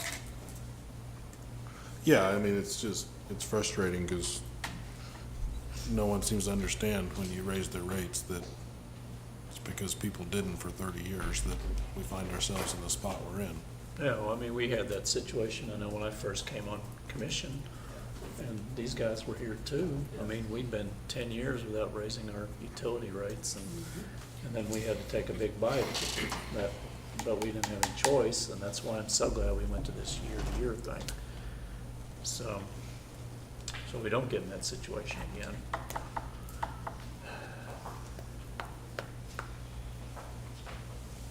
How much of that $15 million of savings is real, and how much will we eat up of it by labor increases we're gonna incur? I know it's projection, I guess, but. It is projection. But I mean, is it realistic to say some of that we will eat up by our own, having to pay our own employees more over time? Or is that factored in? I don't believe I fully understood your question. Well, are we factoring in the $15 million of savings in operations? Because we've talked about how much, because of the massive manpower it takes to run that. Mm-hmm. Well, it'll take less manpower, but we also are gonna be hit with Increases. rising cost of employees that are making $15 an hour now, in 5 years may want to make $20 an hour. And that's why I was saying that every year that's gonna go up. So the operating Well, costs. I guess that's true, because we're gonna incur it at a disproportionate rate. This is the joy of working things out, and Yeah, that's all right. I see what you're saying. Yeah. I'm just trying to, I'm trying to do math, because ultimately, we're stewards of the resources of the citizens, and trying to figure out, okay, we have one project that's 105, and we have one, let's take the middle number, that's 70. If we lose 2 points, that's 18 million. If we have 15 million in savings, where's the wash point where we might as well go for the, I don't know. Yeah. But then you get down to the bottom line, can we afford it? And when I say we, I mean, if the tax were to fail, it's on our, now, I gotta tell you, I am greatly eased by the fact that we can put the vote in front of a rate increase. Option one would not be possible within our current revenue structure. We would have to find additional monies for that as well. Yeah, I'm just trying to look at project costs, because if you lose 2 percentage points of interest, But you're right, I mean, we did hear tonight that we can put that election in front of any rate increase. We can put it in front of implementing the rate increase, Right. but we're gonna have to But we're gonna have to vote, do it. so Yep. there we're back to that. Yeah, but I think people vote with eyes wide open. I mean, none of it's fun. no. No.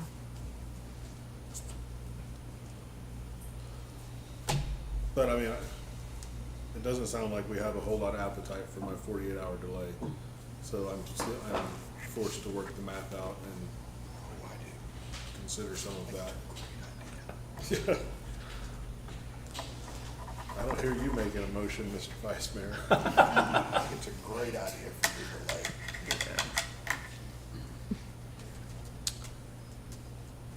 What else we got?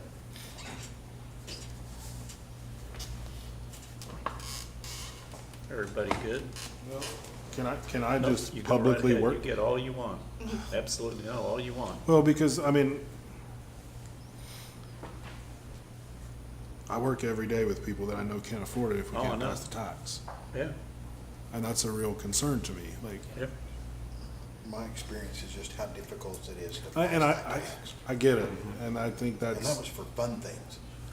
Well, but I Yeah. also think that those fun things did not come with a fee increase someplace else regardless. There Right. wasn't leverage. Yes. Yeah, Leverage, that's the word. yeah. Rather than bribery. Yeah. and I think, Gosh. Okay. Don't write that down.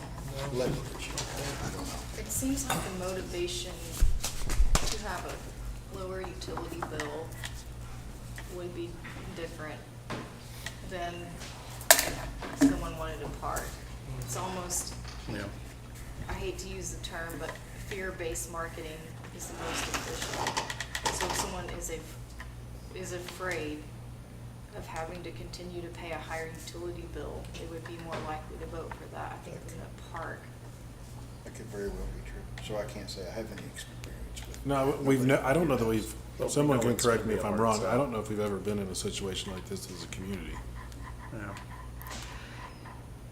We have been at this for quite a while. Is the city commission interested in just taking a quick 5 or 10-minute break? You Just guys wanna do that? get a That help cookie, you? I'm fine with that. have a drink of water. Wanna do that? Can Let's we- do that. do we need a Let's motion take for that, 5 or 10. You guys just, yeah, let's do it. Let's do it. Let's say we take 10, 'cause I know you can't get much done in 5.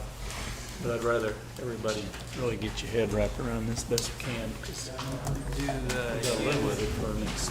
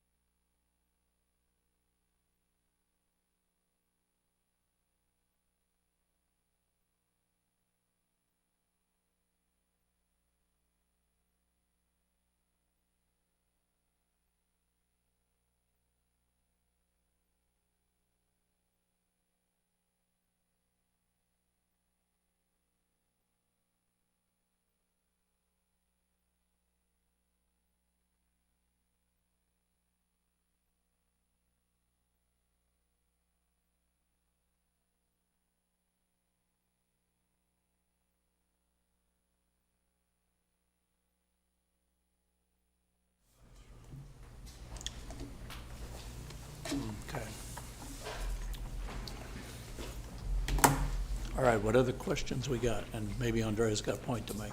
No, I'm just standing ready to answer questions. Okay. Anybody got questions? No? Well, You got something, Daniel? I don't, no, go ahead. Oh, no, go I've ahead. Do you have something, Travis? Do we have any additional information as far as to option one bid that how we arrived at that bid that we may or may not have discussed yet, and any problems that we might see with that bid? I think one thing that bears pointing out is that all of the original figures, the 33.5 and the just over 40 million for both option 1 and option 2 were conceptual estimates. Those were not based on engineering design, any percentage, any percentage design. So what Brandon Wall, our project engineer, has done was look at the cost information that we just received for option number 2 and extrapolate it based on the design idea of option 1. That can change dramatically during the design, which we have specifically seen in option 2. The original option 2 was supposed to cost just over 40 million.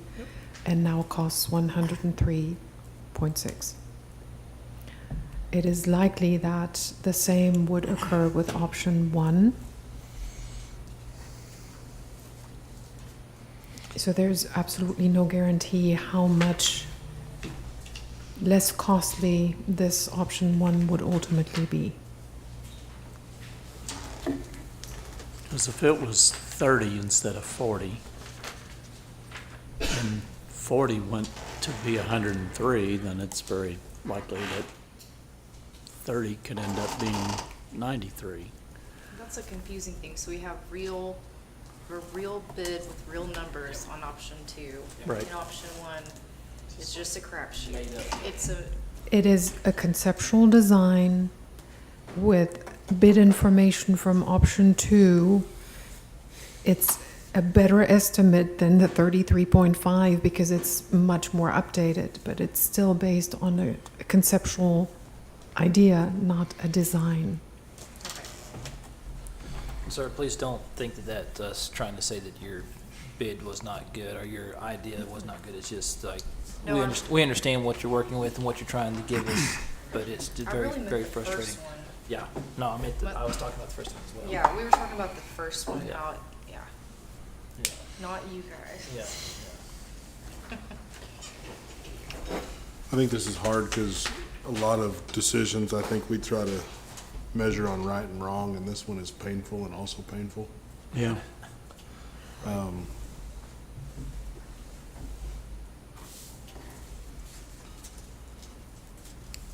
My concerns that people can't afford it are real if the tax should not pass. And but someone can, so just trying to, I scribbled because that's mostly what I can do. Just trying to look at the numbers and say, okay, we can't afford, I have concerns about the cost of option 2. Okay, well, what's the cost of option 1? Because so somebody can correct me if I'm wrong, because I'm just trying to. We have engineering costs that we'll lose, correct? We have a bid that we will lose on option 2. But are there engineering costs we're obligated to? The We throw option 2 away. There's a cost to doing that, is that correct? That is correct. All of the engineering that has been done to date will have to be paid for. And that's 6% of the project. That is correct. So we're on the hook for 6 million if we throw option 2, and we would still have to pay for that. We don't get a credit if we pick option 1, correct? I'm just trying to understand the math. Well, I'm trying to figure out what you just said. It's 6% of what the bid came in? It's usually 6% of the design. So if the Wow, bid, so if the bid would've come in at 70, yeah, but we're already on the hook for this, right? I think that's my question. Are we on the, so $100 million project, 6%, $6 million in engineering and design. Are we on the hook for that if we throw this bid away and don't do it? Because I'm trying to run numbers on, because if we throw option 2 and that bid away to say we're gonna go with option 1, maybe I only make sense in my head. No, you're making sense. Because what I'm saying, like a $70 million project, option 1 at 70 million, right? But by throwing away option 2, if we have 6 million that we're gonna have to pay, then we need to move it to the total cost when I'm figuring Right. out what our outlay is. Right. It's already in there. It's in the remainder of the engineering that's due is already in the cost. It's already in the cost of that 70 million-ish number for option 1. Right, but I'm trying to figure out if we abandon option 2, That's money you've just burned. did we burn, what money did we burn by saying thanks but no thanks? 6 million. and if the cost of 6%. that, if that bid would've been 70 million, it would've only been 4.2 million. Well, That is customary practice, I know.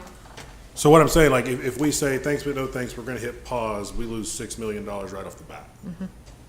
That we're gonna have to pay. So, I mean, if I'm wrong, I don't see what you're saying, add that to. am I right, wrong, or Would indifferent? Like, add it to something that's still an estimate of a bid. yeah, because I'm trying to figure out what's the difference in our two projects? I'm getting weird looks, so jump in if I'm not right, like somebody just jump in and say you're not right, you're an idiot. Happens at home all the time.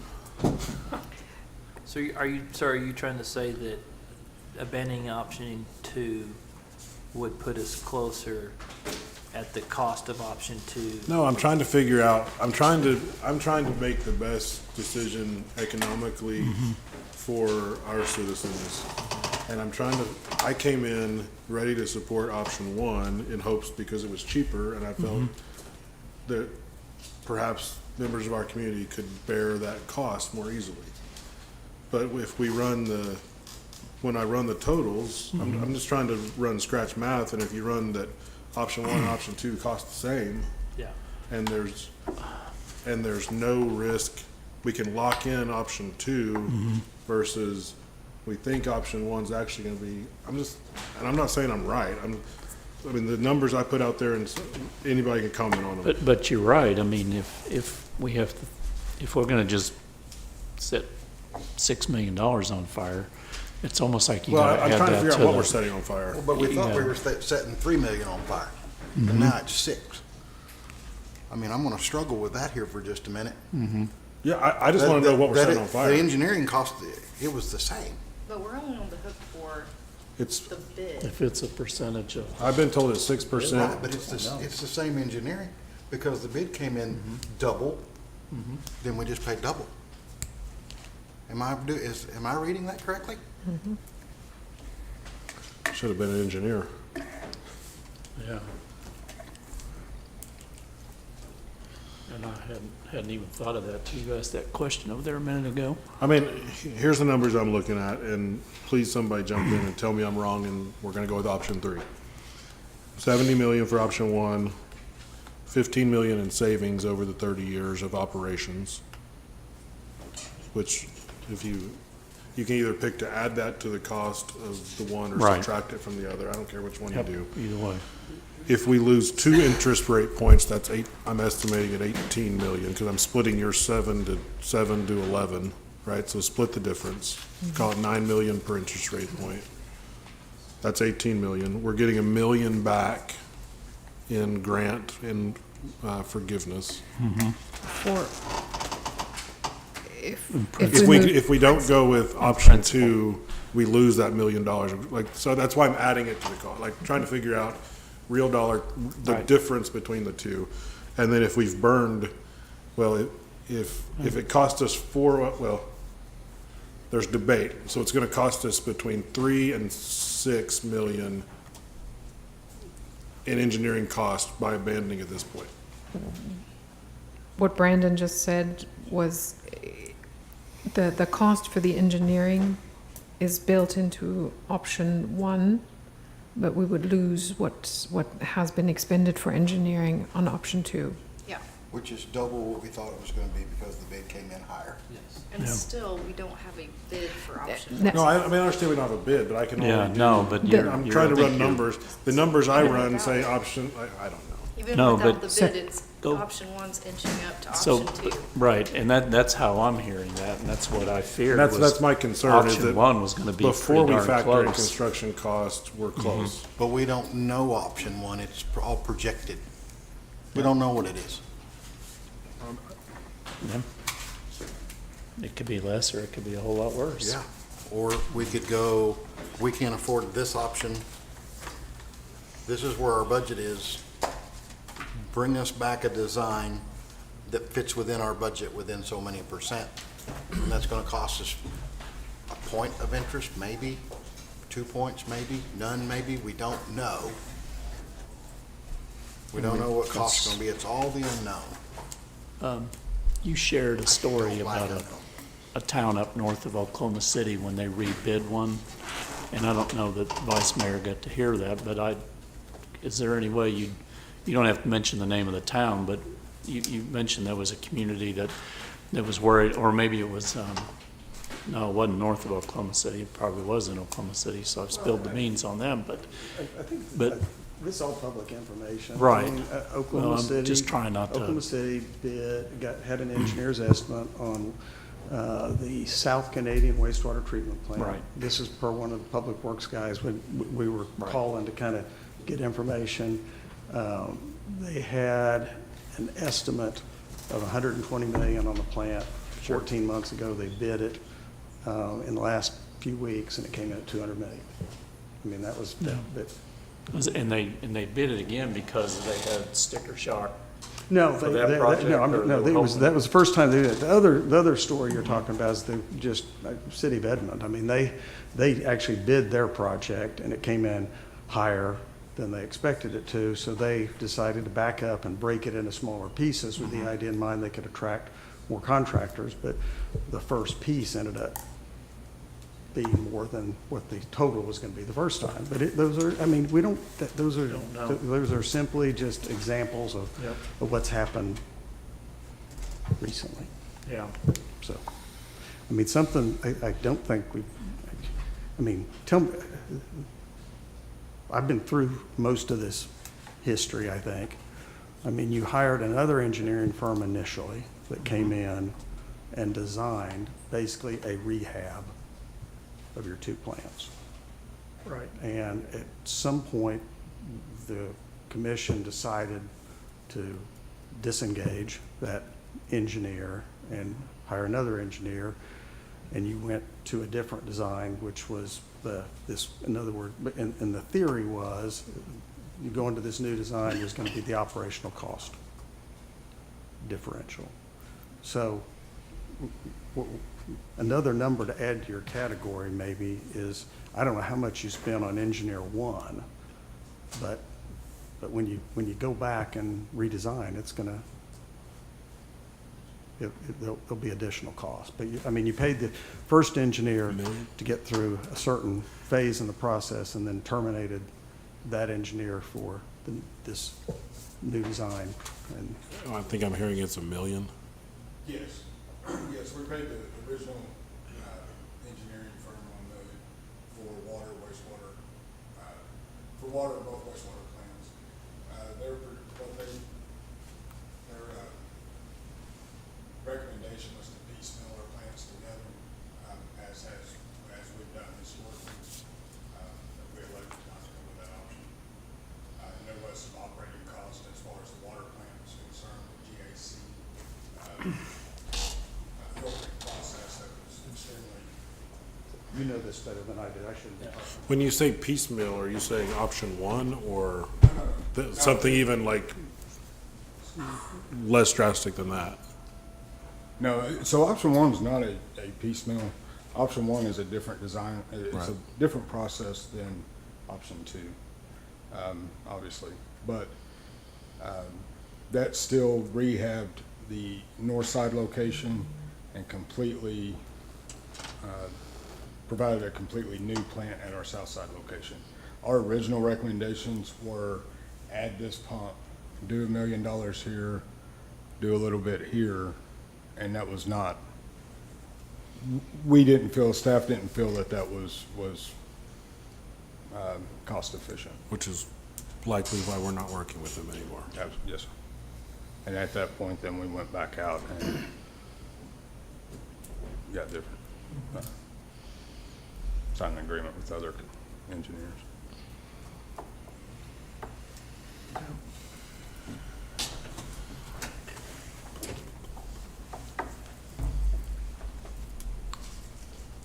So I share Daniel's concern about the rate increase being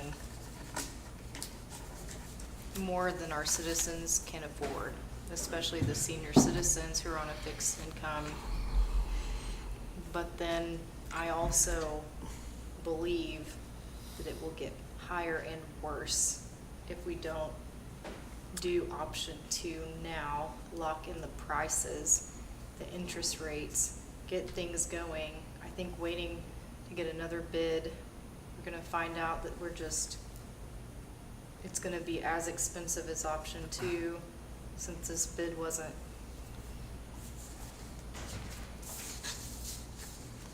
I feel like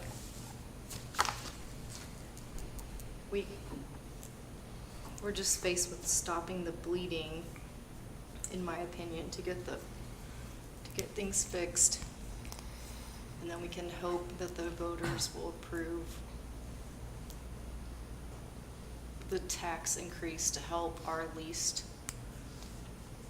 the people that would need it the most. Put some of the burden on people that shop here that don't live here, and I think that's plausible in this situation, but I understand in the past it's been difficult. I think faced with a utility increase is a different situation, but No, I agree with you 100%. I'm real concerned that option 1 ends up being just about as much as option 2 by the time we wait a year and find out what it's gonna be. And we still have no room for growth. Well, I mean, but as We have room they've for said, growth. we got room for growth. We're good for next, 20 years or so.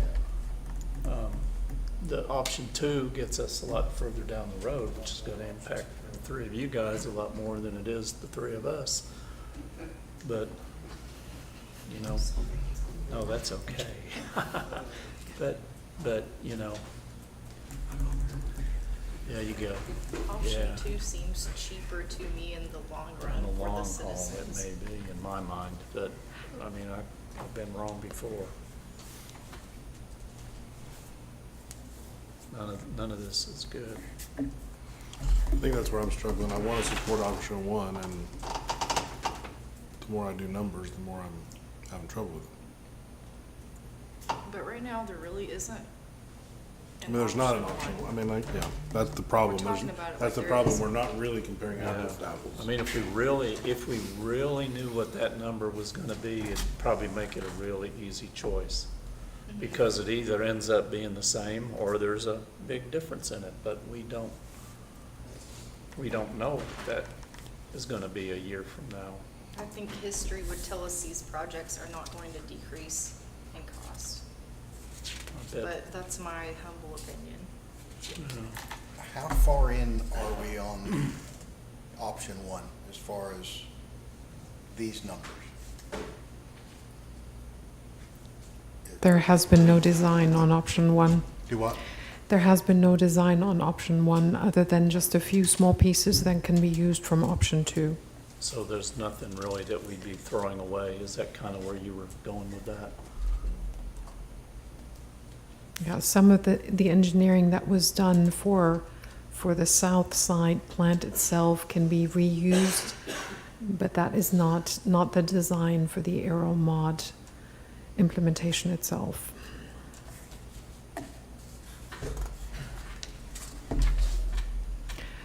And I just heard that we would have to redo the environmental too. I'm sorry. Oh, I know that the plan that allowed us to move forward with option 2, all of the projections, growth projections, usage projections, and everything else would have to be reworked. Granted, that is not a huge part of the project, but it adds, each one of those pieces adds to the timing of being able to go out for a bid. So to go back to your question, Commissioner Rutherford, a small portion of the engineering work that was done for option 2 applies to option 1, but not, no specific design has been done.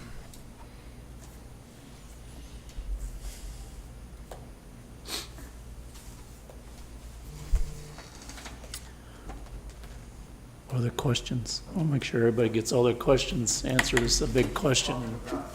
We're gonna, I yeah. can't think of a scenario, I mean, you don't design and bid 2 different projects at the same No. time, because Oh, you're doing, yeah. I mean, you're asking you're doing 2 sets of plans, 2 Right. sets of everything, so Right. you end up kind of picking a direction and designing it, and it did, but it wouldn't, I just can't think of a scenario where we would have said, okay, No. let's look at option 1, option 2, take them all the way through full design Yeah. on both of them, acquire easements for the, that, all the stuff that you have to do to get ready for it, only to get a price and then decide. So, I mean, you don't have all the information, but it's typical in this situation, if you've got multiple options, you're only gonna have bid options on one, Yeah. which No, doesn't I make it think- any easier, but I think that's normal. Just think the history of how this whole thing has gone has kind of gotten us to that point. I mean, normally you wouldn't see that. What other questions?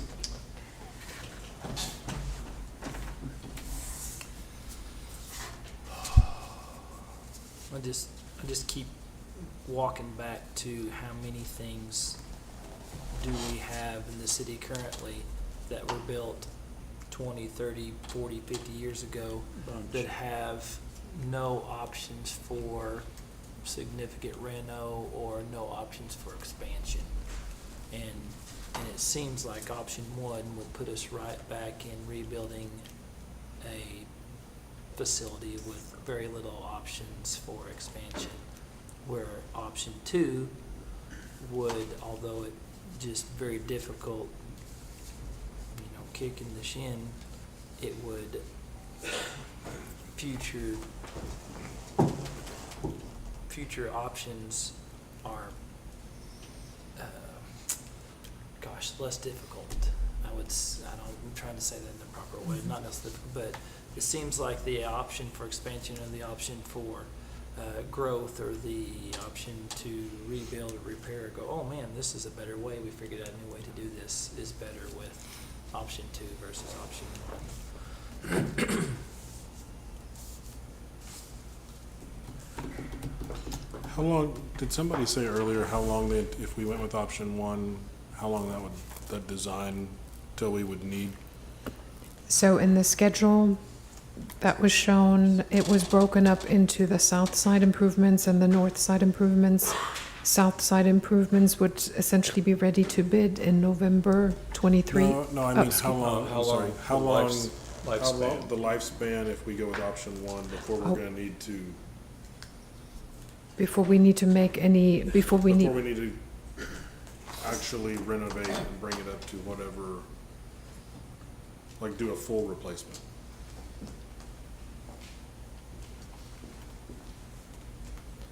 So your existing north side plan has a 3 MGD 3 million gallon per day capacity. We would build 2 million at south side.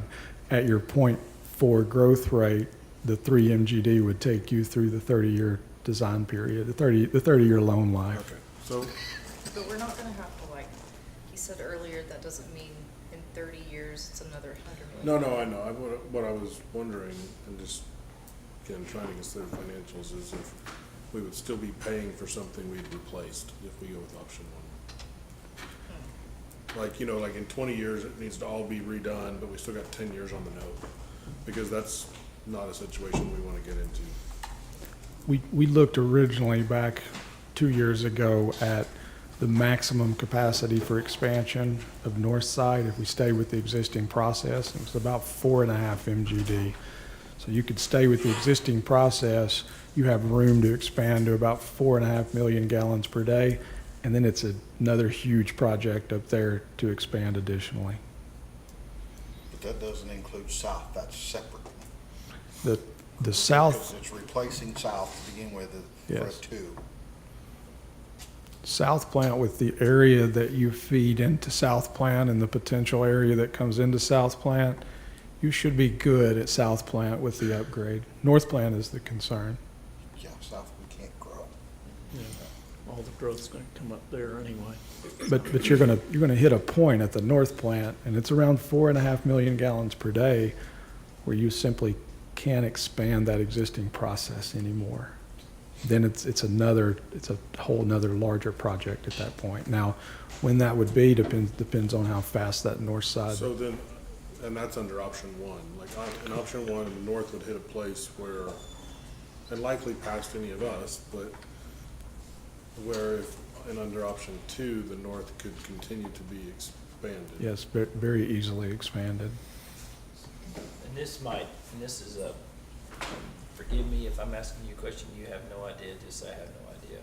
But theoretically, what would a 500 home addition, how much would that increase our water usage per? I can tell you if you give me just a second to hit some numbers here. So cool.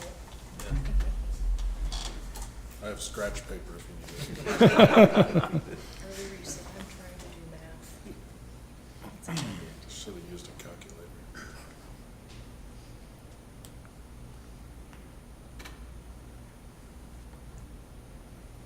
About 300,000 gallons per day. Okay, so that'd put us, that's not even close to that number, but it's inching closer to that, every day, which, gosh. What are we at now? You're at roughly 3 million gallons per day, just in round numbers for north and south.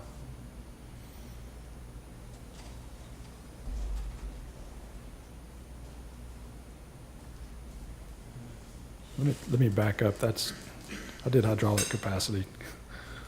Give me 1 sec. 1.5 million gallons per day on the north side. If my math in my head without the help of a calculator, I actually came up with a higher number than 300,000. So if you want me to take you through the numbers, so an average home has 2.4 people per home, and the long-term average is 100 gallons per capita per day. So if we're at 500 homes times 2.4, that's 1,200 people, times 100 gallons per capita per day, that's 120,000 gallons per day, or approximately 240 gallons per home, which is the DEQ long-term average for Oklahoma is about 240 gallons per home on an average day basis.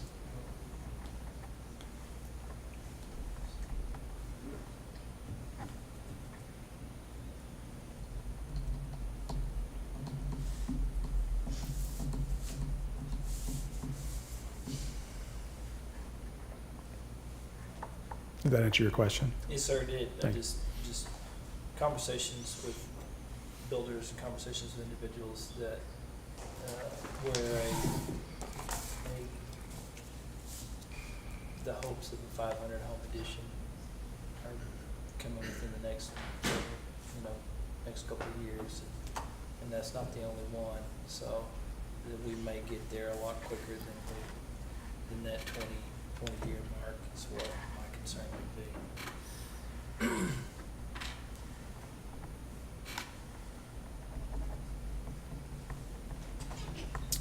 Other questions? Thank you, sir.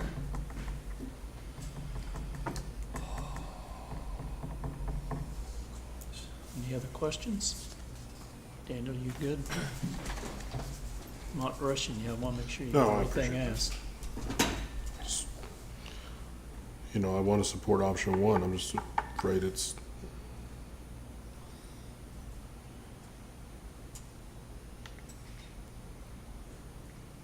trying to play the guessing game on the cost.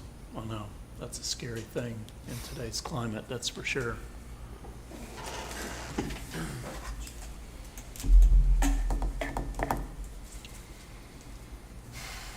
I remember the number we were expecting to see last week. Yeah. And then I'd I can like to remember have that. those being passed out and looking at everybody's face when those hit us, and that was a bad feeling.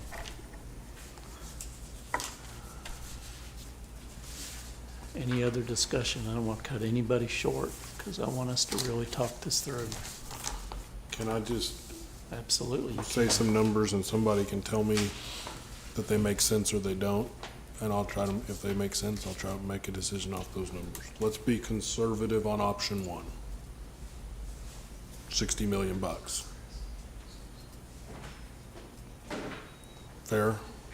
In today's cost? Just saying, let's be conservative. We don't know how to judge. You put 65 to 77, I'm gonna be, let me play devil's advocate that it's cheaper. The 65 is truly the bottom number based on the bid to component figures. And that. Okay, so I'm an optimist and I'm gonna play 60. You don't like it, it's fair. Okay.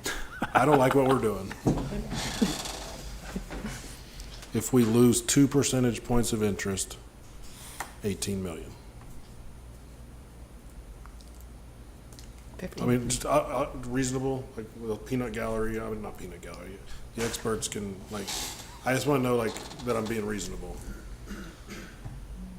We don't have operational savings, so we don't save 15 million. We don't lock in the rate on option, or the ability to save $1 million of forgiveness, so we lose that. We're at 94. Hey, let me do the math. She did that in her head. I know, I'm kind of jealous. We burn $4 million of engineering cost. Now, you're gonna tell me we're at 98, and now I'm gonna check. Crap, she's right. So it's reasonable to say our real decision is 98 versus 103. 103. 98 at the lowest.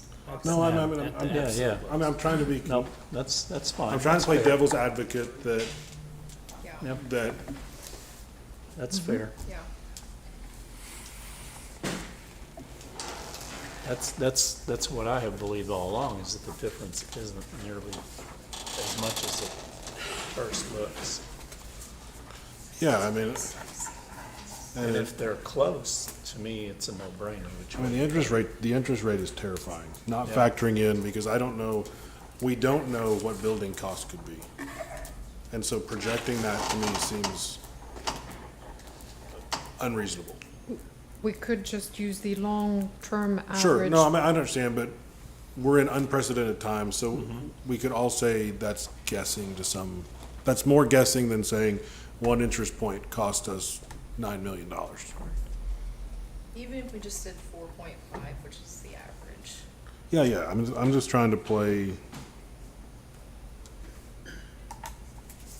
you know, we're stewarding taxpayer dollars, and we're also looking after the well-being of, what I don't want to do is try to look after and this is what I'm afraid I could do, in the heart of looking after people that you think can't afford it, you actually don't save them anything, and we don't get as good a product. But I'm not an expert in that, That's where I'm at. and none of y'all want to give me 48 hours. I don't. I'm just, no. Darren would. Darren would.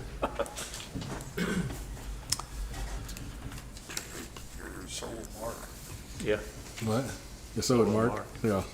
yeah, without doubt. And usually usually projects come in on the higher end, so if you start at that 75 million. Yeah, I mean, Yeah, if you but start, it wouldn't if take you much start, to if make you worse start at project. 70, you're over. Yeah. And then we've got a worse situation Or or more. Yeah. It's just a lose-lose. Yeah, and I think that's my fear is being well-intentioned, we would make a mistake. Absolutely. And I'm sorry it's taking me a No, minute that's to sweet. arrive at the conclusion, but There's no rush. We're gonna take as long as it takes.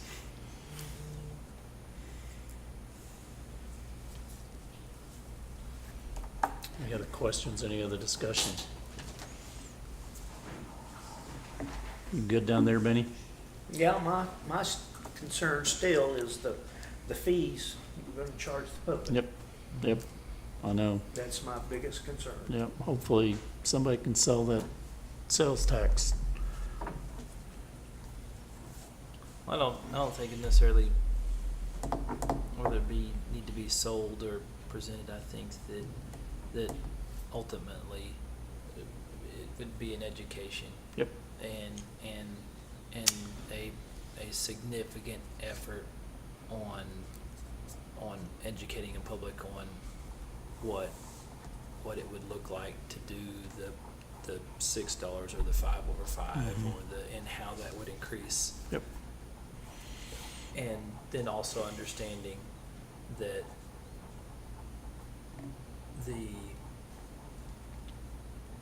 burden would be the same for every water user if it was a fee. Right. But if it was a tax fee, then the burden would be shared over the individuals based on the amount of income, or not income, amount of spending that took place. And this just allowing the people to say, what do you choose? Here are our options, and we all agree that we don't like them, and we know that they're not gonna like them either, and they're probably not gonna be very happy with us tomorrow, but the fact that at least they can choose that part and have say in how they move forward with that. And so, and then not so much as sell or convince, but put it into their hands and say, here is the information and here's the, You have your choice. yeah, and this is your choice. Yep. I agree.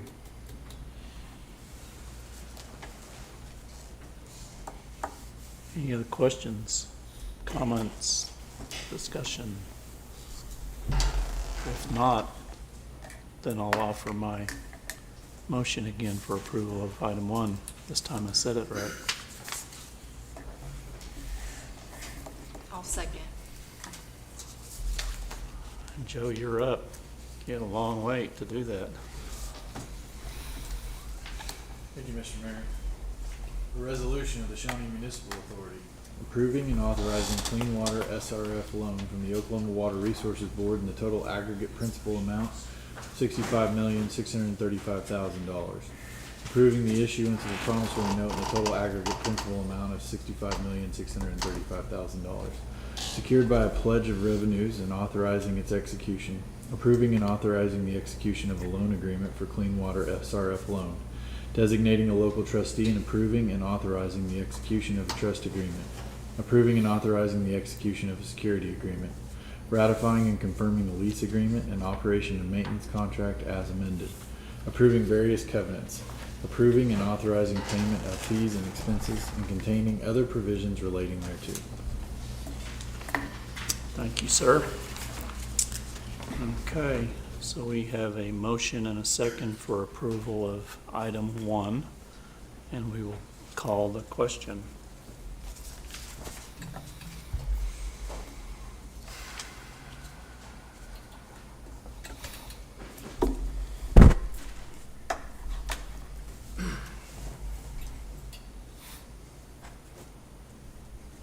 Okay, we have 4 in favor and 2 against. In this case, that would fail then, is that right? Yep. So motion fails. Alrighty. So, since that failed, what do we do at this point as far as, I'm talking procedurally here on, because I know it says recess the power of the chair to open the city commission meeting, so do we open that meeting? Or was all that contingent upon this passing? So we have no option now, so we gotta go back to engineering and drawing and just tossed away $6 million. Or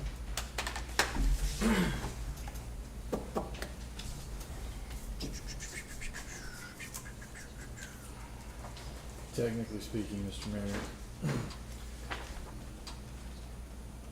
there's no requirement to recess to the city commission meeting. That was done for convenience. We would need to proceed with items 2, 3, and 4 because they are not necessarily tied to one. Okay. I So, understand conceptually they are, but they Right. could be passed without. sure. Okay, so then we won't go to the city commission meeting. We'll stay with the SMA meeting, and we'll go to item 2.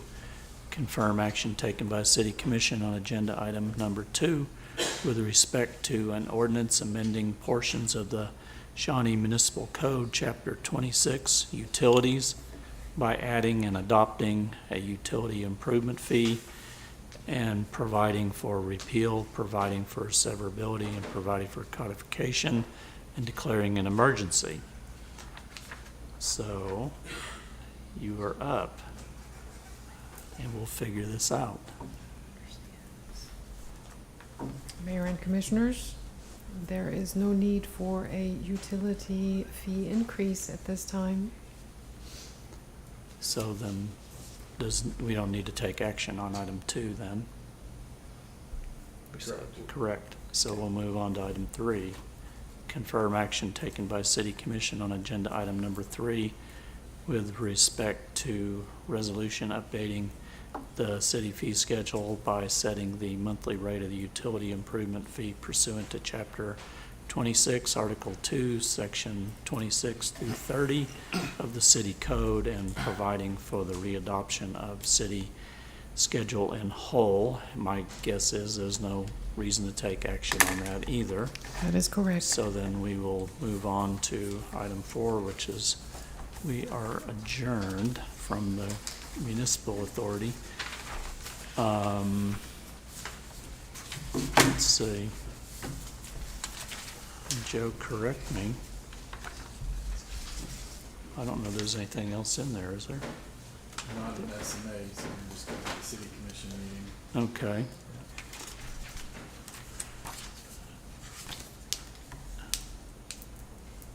All right, there we go. So item 1 is consider and take action with respect to a resolution of the Board of Commissioners of the City of Shawnee, Oklahoma, the city approving action taken by Shawnee Municipal Authority, the authority authorizing issuance, sale, and delivery of its clean water SRF promissory note to the Oklahoma Water Resources Board, ratifying and confirming a lease agreement and operation and maintenance contract as amended, whereby the city leased its water and sanitary sewer systems to the authority and containing other provisions thereto.